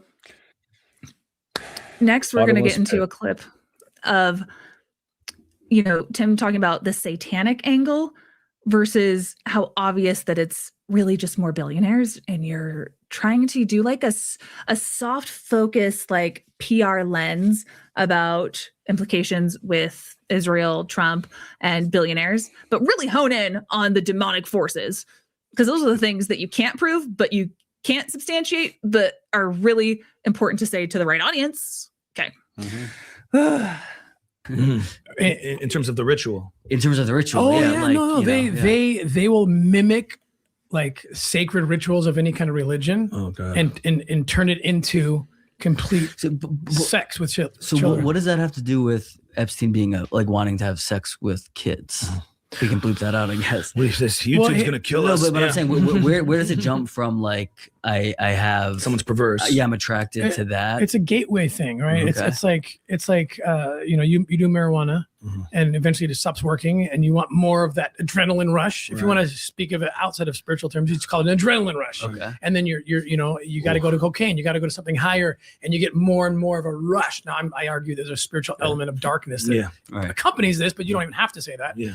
And so that's the same thing. So Epstein's out down in southern Florida. I think Boca Raton is where he was, and he's raping minors, through this massage ploy, and that's marijuana for the they need more. People jump from porn to child porn the same way, and it's scientific. Congress has held hearings over this. There's science on this. Right. Yeah, it's just like marijuana. Eventually, it wears off if you do it too much, and the brain can only sustain it so long, and you have to up it. And so all of a sudden, you're looking at adults having sex. Now you got to look at 5-year-olds within 5 years because you're not getting the hit. So the ritualistic abuse would be that next level, more exciting. I have a logistical question then. So who's like Epstein's like rabbi? So he wants to up it a level. Who does he speak to? Poor choice of words, Michael. Why you do? He doesn't mean rabbi, okay? You mean who's he going to up the ante? Yeah, like who has the tradition? Who isn't of how a to rabbi? do this ritualistic. Good Lord. So there are priest. I don't know. Like who's the person? Yeah, he goes to? His shaman. I guess so those Thank you. Those organizations do exist, and they generally they leech on to some other good thing, right? Okay. And they do. There's a hierarchy. There is a hierarchy. I've interviewed lots of people. I've seen the research. So there is a hierarchy of it is organized, and you get to come in as an initiate, and there's the destroyer, the punisher who comes in and disciplines the kids, and you go through this ritual. This ritual starts with oral sex and goes on to more things, and it's all very systematic and organized. Yes, absolutely. I mean, look, Yeah. How would you know, Tim? There. How would you know? Oh, Ryan. Well, first of all, how would you know? Because he doesn't explain marijuana very well. We'll get to the YouTube is going to kill us too. Please leave your donations for this one. We are not going to get monetized on this. But we'll the C-SPAM accusations in a second. But as a former stoner, I'm really offended that you don't know the difference between the adrenaline of, let's say, Coke or Adderall or something, and marijuana. So doesn't know what he's talking about. But how would you know, Tim? Tim takes one simple thing and goes to an ultimate extreme. You try marijuana, you're going to end up as a crack meth addict dead in a ditch somewhere. But I think what he's really doing is just describing the process that he's gone through of his own substance abuse that multiple people have told us about that are close to the situation. He went to rehab, right? Rehab. Yeah, he went to rehab. We were told that recently by a close confidant. And and so I think he's just describing his own personal situation. Maybe the demonic possession, maybe he's describing that as well. Oh, maybe that's what he believes is happening, and he can describe it from a firsthand perspective. I don't know. The entire ecosystem that he lives in deals with fear mongering around sexuality and around pornography, that doing that equates to something as horrible and egregious and psychotic and maladaptive as viewing children as sexual objects, right? The suppression of things that are buried deep inside, they come out in other funky, mismanaged ways. And there is a purity culture, you could say, across the American right and Mormonism more specifically.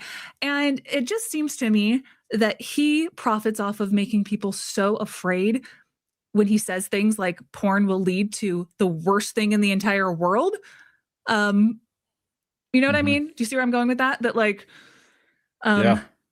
those are the types of things that confuse the conversation and make people who have just the inclination to look at two naked bodies in a consensual activity, make them conflate that with something that is so horrible. And what do people do with those horrible, shameful feelings? Sometimes they do, act out in horrible, egregious ways.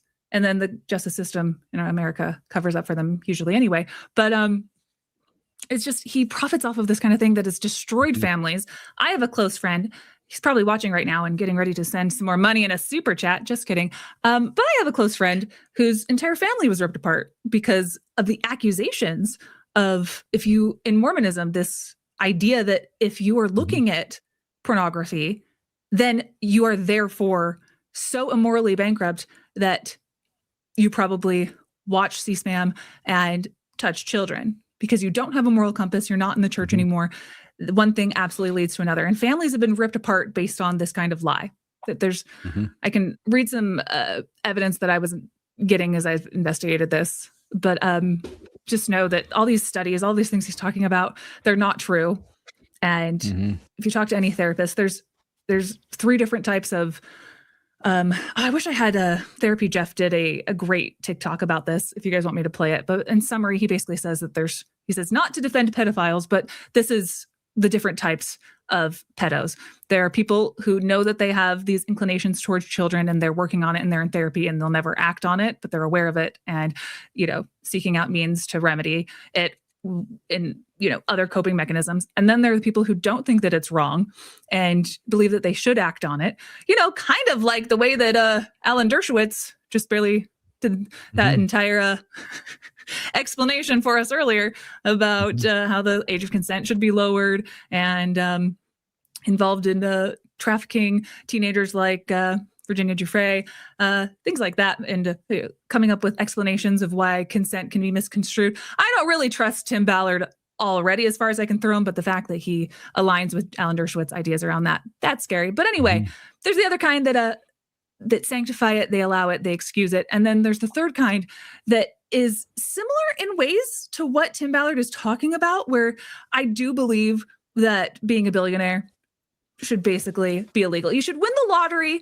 of being wealthy and powerful when you get $900 million and you've won capitalism. Congratulations. But it just, there seems to be an aspect, whether it's the elites of Hollywood or, political people within our country or other nations, tech oligarchs and bros, that yes, once you have amassed a certain amount of money, nothing is quite thrilling anymore. And if you don't view people as people because you're already busy exploiting them in 1,000 other ways, is it that far of a stretch of imagination to think that all of these people are truly doing heinous things and they need their ante to be upped?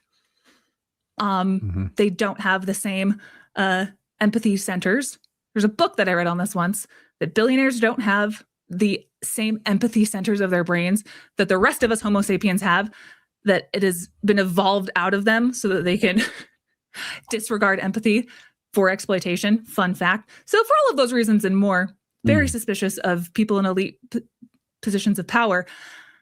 And that's where I'm trying to say there is a conspiracy that's not a conspiracy that Tim Ballard is kind of touching on with this anti-being upped thing, but he is not the guy who has any semblance of a plan to combat it, and in fact is doing the exact opposite when he's talking about it. So the anti-being upped has to do with porn, to C-SPAN, to raping children, but that anti, is it not with the elite pedophile rings that are being exposed in the Epstein files right now? I'm really confused. So yeah, all of that. And is it something that you experience yourself, Tim Ballard? Methinks maybe something that you've been struggling with some demons inside, maybe too. So yeah. Any comments on that portion? Sorry, I ranted for a while, but we over here at the Timmy Did What podcast, we're pretty much just knowing that half of our audience is like, we're here to shit on Tim Ballard, but now he is the gateway drug into an entirely other anti-pedophile, anti-global cabal world that just happens to make us sound like, woke leftists who can't be trusted. But yes, so if I'm not making sense, let me know why I'm not making sense. You're spitting a lot of sense. There's a comment that is worth highlighting by Ali Lawanai 679 that says, also the Epstein files show that Epstein and Ghislaine basically started QAnon. The guy who started 4chan, where QAnon started, is in the Epstein files and was friends with them. Yeah, this is really interesting. This is a development that just happened the last 48 hours that between these email exchange that Epstein was part of actually developing the QAnon theory, which we talked about, which places Trump as the hero of the whole QAnon conspiracy. He's the one that's fighting the secret cabal of pedophiles. And if this is true, that the actual cabal of powerful pedophiles started QAnon and then spun the story to where Trump is the center of it, how clever is that? And how clever and shrewd is that, if that's really true, that that Epstein and his associates put Trump as a hero and savior. But what makes me think that that could be true, or a parallel to that, is Tim Ballard's story. Tim Ballard crafts this whole narrative around himself being the hero and the anti-trafficking, the anti-pedophilia savior of America and the world, when, as we see in this video, he is now actually using that position of acclaim and of the reverence people have for him as a person and the credibility that he has to now protect pedophiles, to protect everybody in the Epstein files, saying we shouldn't have that come out because some innocent people might get dragged through the mud. And we also need the Israel having a non-extradition clause of pedophiles that are facing charges. That's good for this reason. Was that all by design? Like, if the QAnon theory was all by design to protect this cabal by placing the savior of QAnon in the White House when he is really part of the whole group, allegedly, potentially, was that by design? And if that's by design, was Tim part of this design also? I don't know, but they're just parallel worlds that line up that I want to highlight, because that's just a really, really interesting development.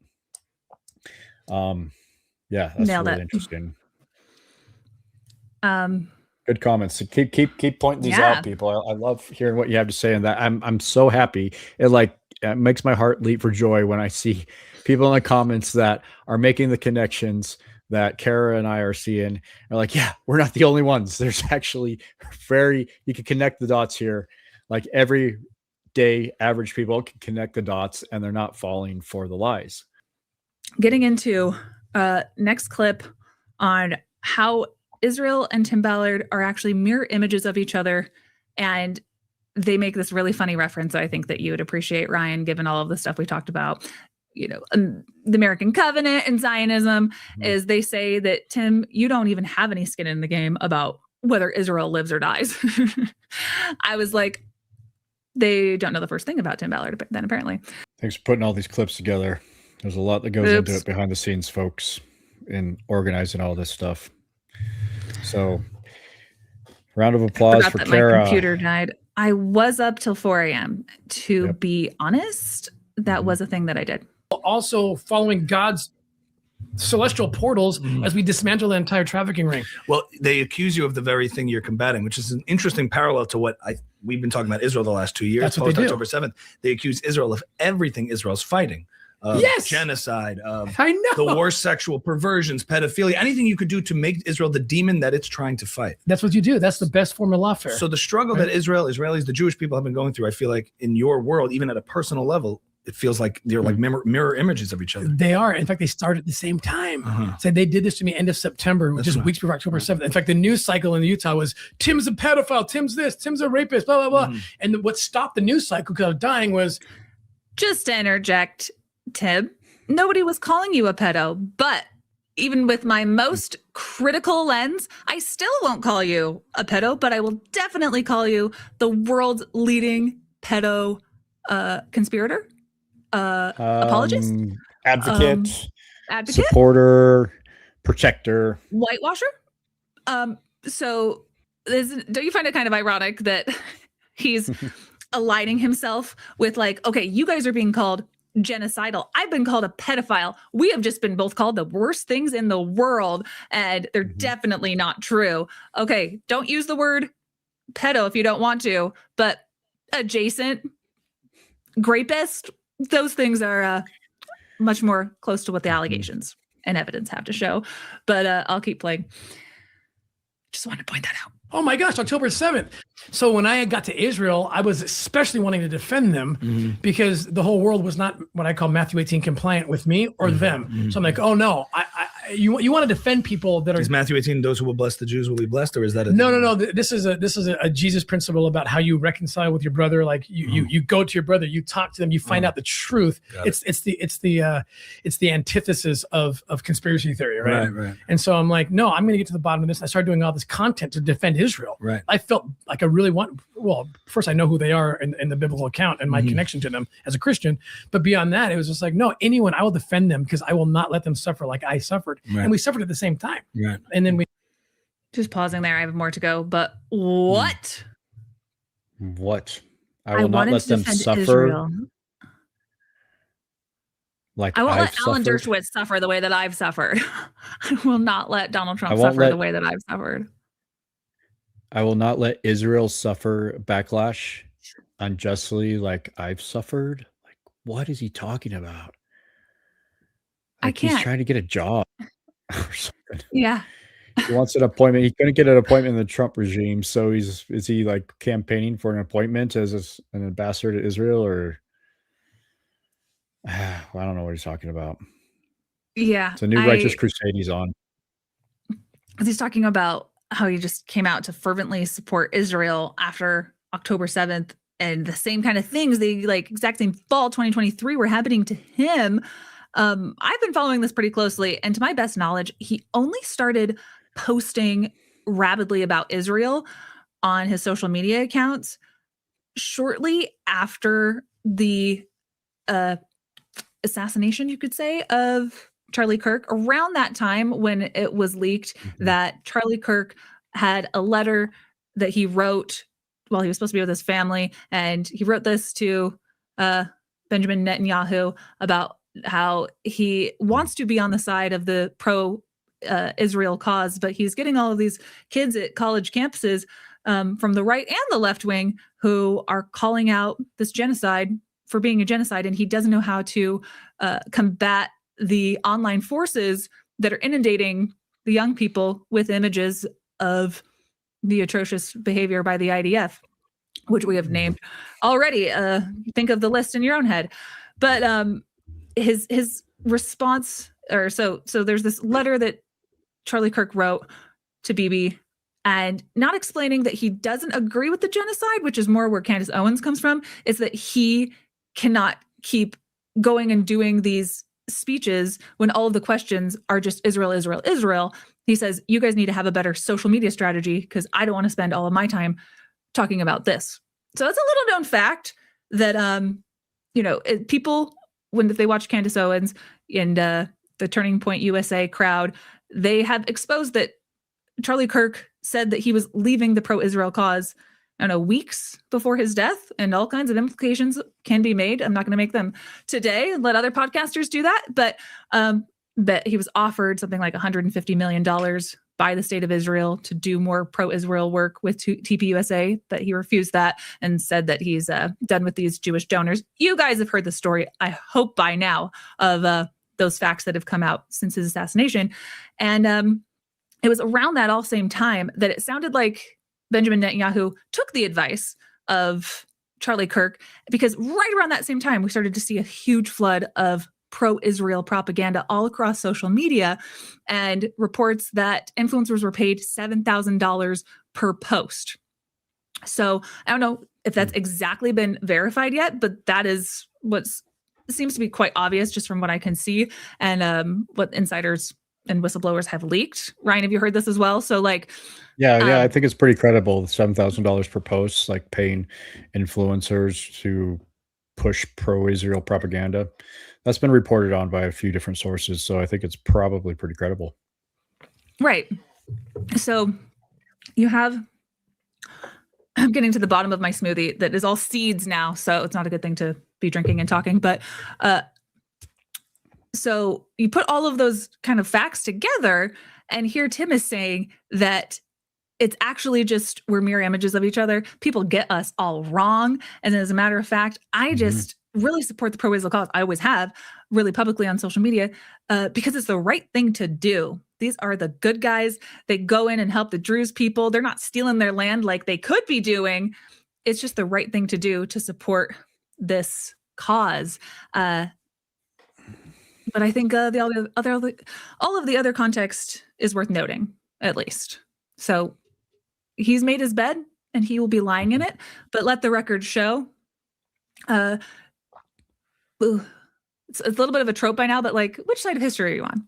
You know, it's never too late to change your mind when given new facts and information. But this shows what side Tim Ballard is on in every different way. We kind of came out of it at the same time. Interestingly, I came out of it, and then a month or two later, they came out of it.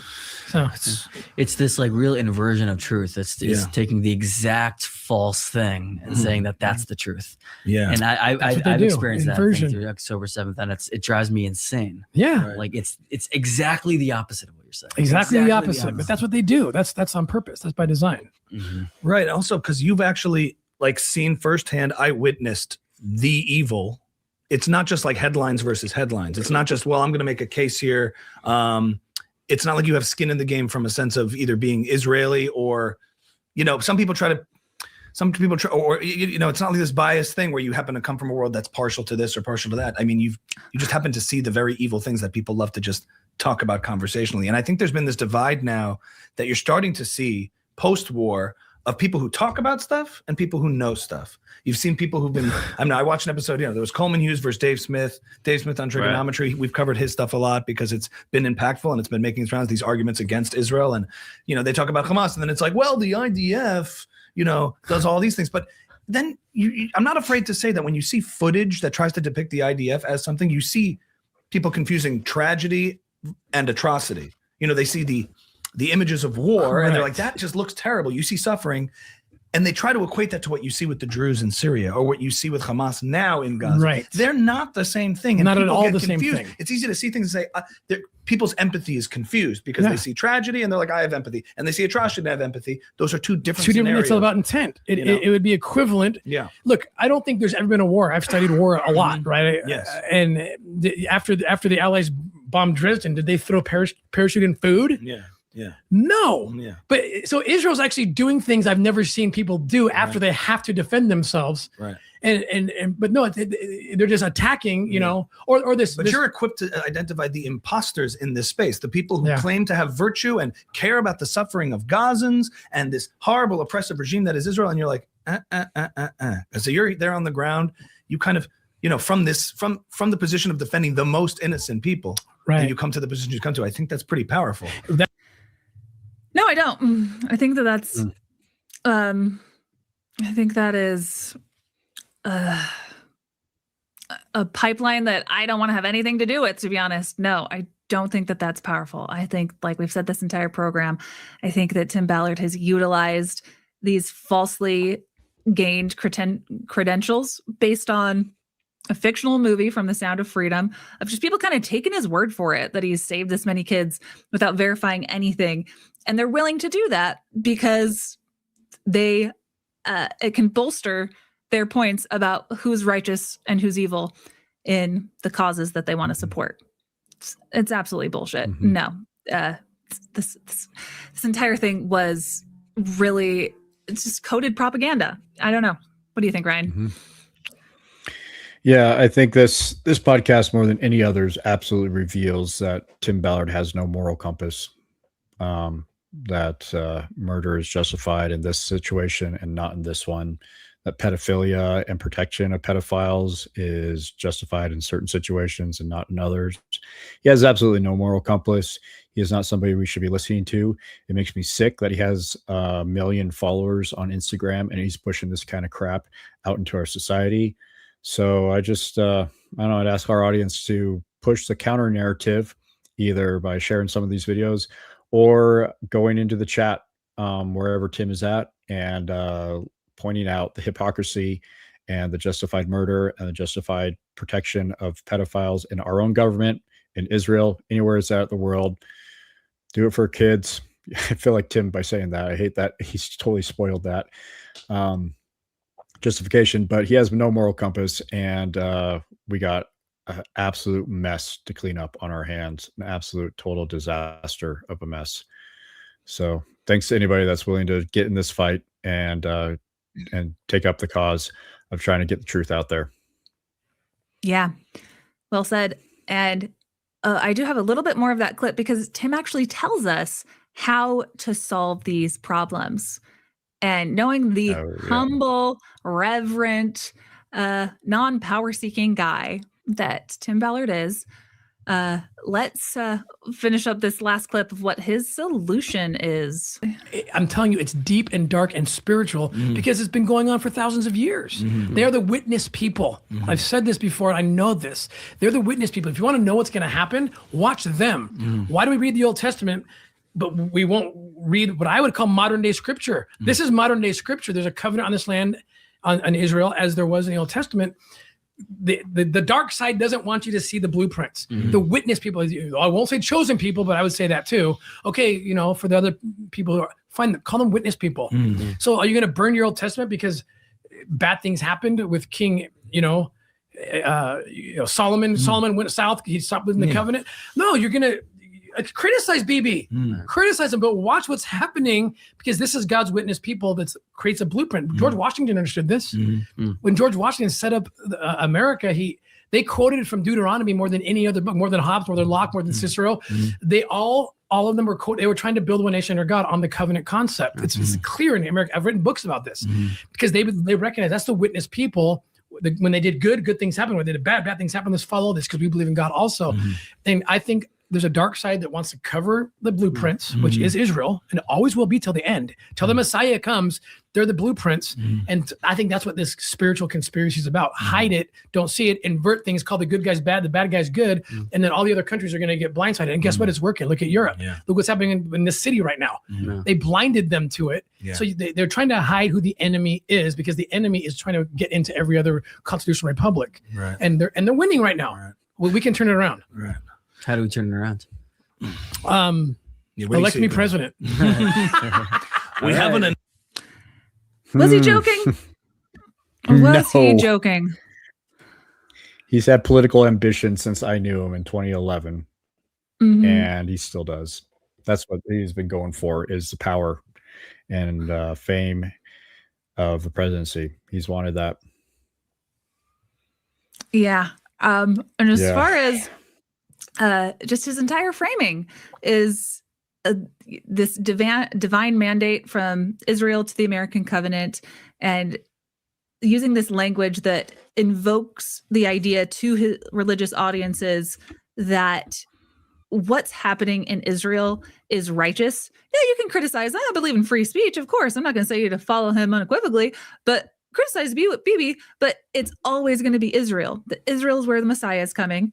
That Israel's where the new temple is going to be built. There's another section in here where they mention that, oh yeah, well, what Savior is going to be coming? What Messiah is going to be coming? LOL. We both differ on this point, but we both know that it's going to be built here, But now when we're talking about our country funding healthcare, when we're funding foreign wars, when we are funding a genocide, when we are funding interventions into countries that did not attack us, all on behalf of somebody who is our ally, who I don't really know what they're supplying us other than a place for our pedophiles to go not be extradited to face justice. I don't really know what they're offering to us. The only democracy in the Middle East, of course, the only democracy that has second-class citizens. And I could go on and on. But all of this stuff that Tim is talking about to these guys is just the ways in which that a Trojan horse of excusing crimes from the worst of the entire world can sound so casual when it's three bros hanging out behind a podcast. And it's truly how we got into the horrendous cover-ups that we have today. And I would argue is the reasons why we are invading other countries that haven't attacked us, and we don't have any business playing might makes right to go and use our tax dollars and our young men and women to go fight for oil or whatever have you. Like, it's gotten us to where we are right now, that people like this sit behind a podcast and Trojan horse in these things that they think sound so credentialed, so honest, so evidence-based, but do the exact opposite of what I think we as a human race want to see come about, which is unity and justice for all. God bless America, you know? I just am at a loss for words, to be honest. But elect him president or prophet, whatever he can get to first. Yeah, he's still got that in his head.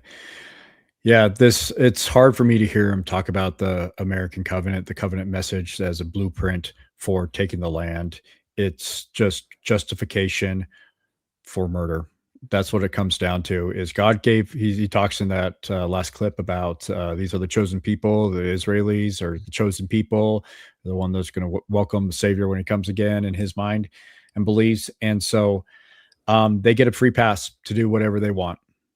And they get a free pass to the land. The land belongs to them because God gave it to them. And so they get a free pass to murder the people that are occupying the land that they want. And I completely reject that. I don't know how you can be a Christian in this day and age with everything that's in the New Testament and still believe in that message that it's right and justified to murder other people if they're on the land that you believe God gave to you. But that's where we're at. That's what Tim is advocating for. That's the message of the covenant on Israel. That's his books, American Covenant. Yeah. That's what I put out in my TV show that I'm ashamed of and I'm trying to undo as much as possible now. And people that are tuned into the religious language that Tim's spewing, quoting scripture, using King James language, talking about the covenant and Israel God, they're like, oh, this is one of us. Maybe I should listen to him. And I hope they don't. I hope they don't. I hope they can see through that he is not only protecting pedophiles, but he is also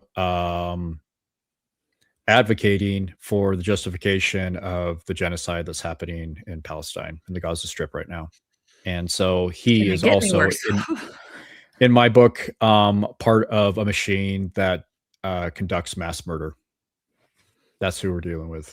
A mass murderer, pro-pedophile protector, in addition to somebody who has sexually abused women that he worked with.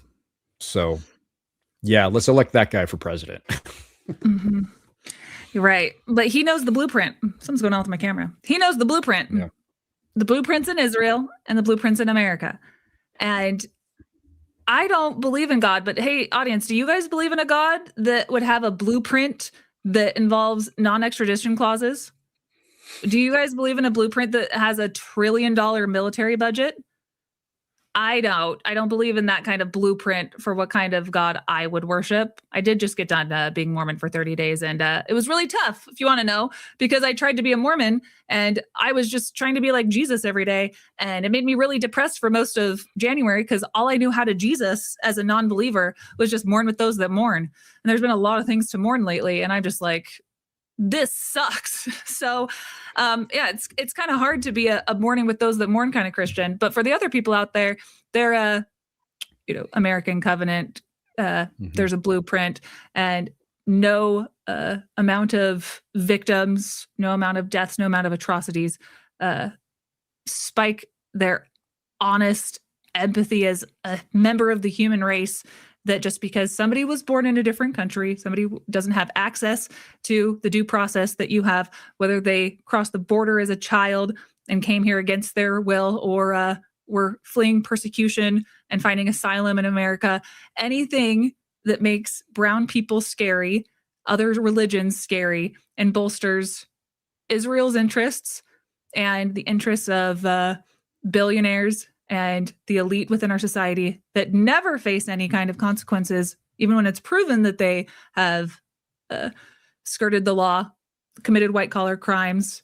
They are pardoned, and they are brought to the White House. They're brought to the inner echelons and circles of the people who scratch one person's back so that the other person can scratch theirs.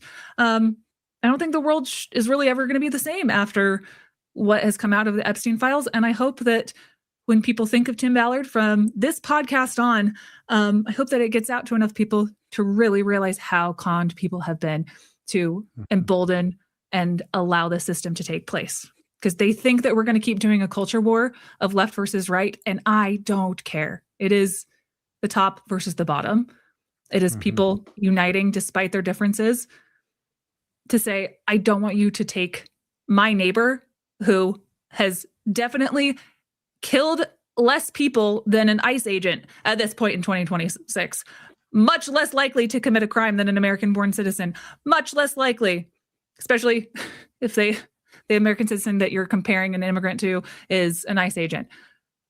This culture war bullshit is something that I don't want to be a part of. And so there's political commentators from the left, from the right, who have all kinds of audience, who throw red meat to their base and kind of tell them what they want to hear.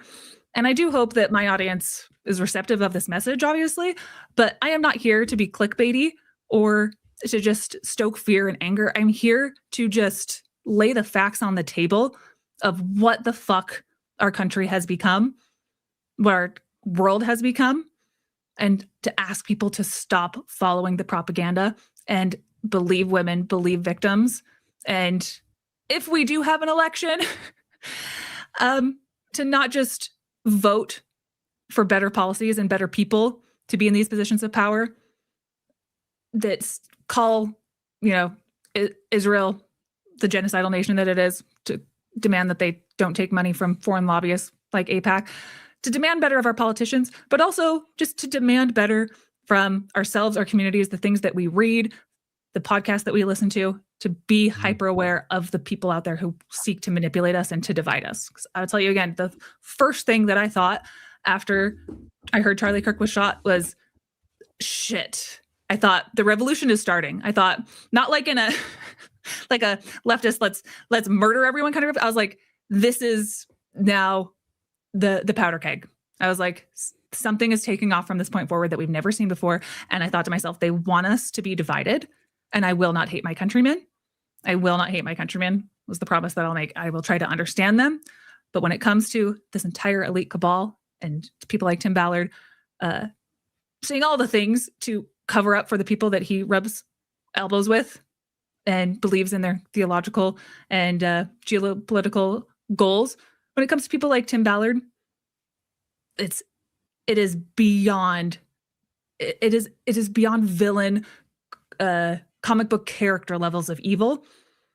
And we need to have a big hard look at our society of how people like this have even gotten this platform, and people have been, propagandized to with whatever foreign intelligence agencies may or may not have to do with running our algorithms on our phones.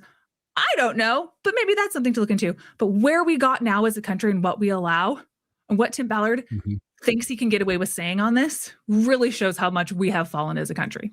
Okay. That's my final piece. God, it's just, all right. Well said.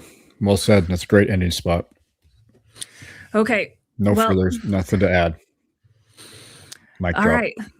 Thank you, Ryan, for doing this podcast with me. Isn't Ryan the best, you guys? Leave a comment or a like for Ryan. So grateful that you hop on these lives and pick up what I am putting down. Couldn't do this without you.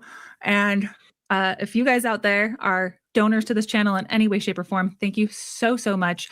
And if you want to make things actually sustainable, there are even further donate buttons that you can glom onto. We have a Patreon, we have a donor box, and a Venmo. All of those links are down in the description below.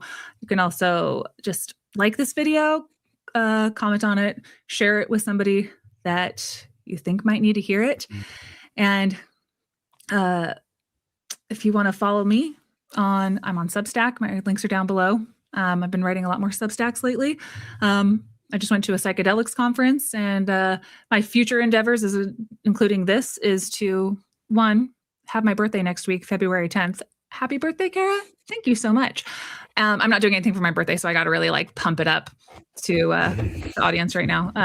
But one thing you can do is tell me happy birthday. But the second thing that you can do is if you want to learn more about how to deconstruct from your religion, I'm taking this amazing secular spirituality course. I just went to the psychedelics conference, so I'm going to be doing guide work with psychedelics, integration work come the summer and the fall, all certified by some amazing people, and putting in a lot of work to do that. So when I'm not doing this, I'm doing that, and I'm working with my kids. And Ryan, you've also got quite the side hustles that you're just trying to pay the bills to. But if you guys are interested in that. Let me throw in an endorsement for you. Kara is a wonderful person to talk to, creates a safe space, and it's helped me and my wife manage our faith crisis and faith transition in productive ways. And so, yeah, you got my 100% full endorsement for that endeavor. And I know you're going to help a lot of people doing so. Thanks, Rye Guy. I hope so too. So if anyone's interested in that, make sure you subscribe. We can talk over email, and I'm going to be doing that later in the summer and the fall. Just wanted to pitch that, put that out there. But follow me on Substack. Follow Ryan on Substack. Those links are also down in the description. And of course, I am on TikTok and I am on Instagram at @nuancehoe. Well, yeah, it's been a wild, disgusting, twisting pretzel of a podcast today. Thank you guys for sticking with us. And I need to change the title of this. It can't just be Timmy did what. It's like Timmy excused what? Timmy emboldened what? Is protecting who? Yeah. So this will be the conclusion of Timmy said what? A bunch of Zionists about things that scare me and will give me nightmares. On the Timmy Did What podcast. Okay, bye.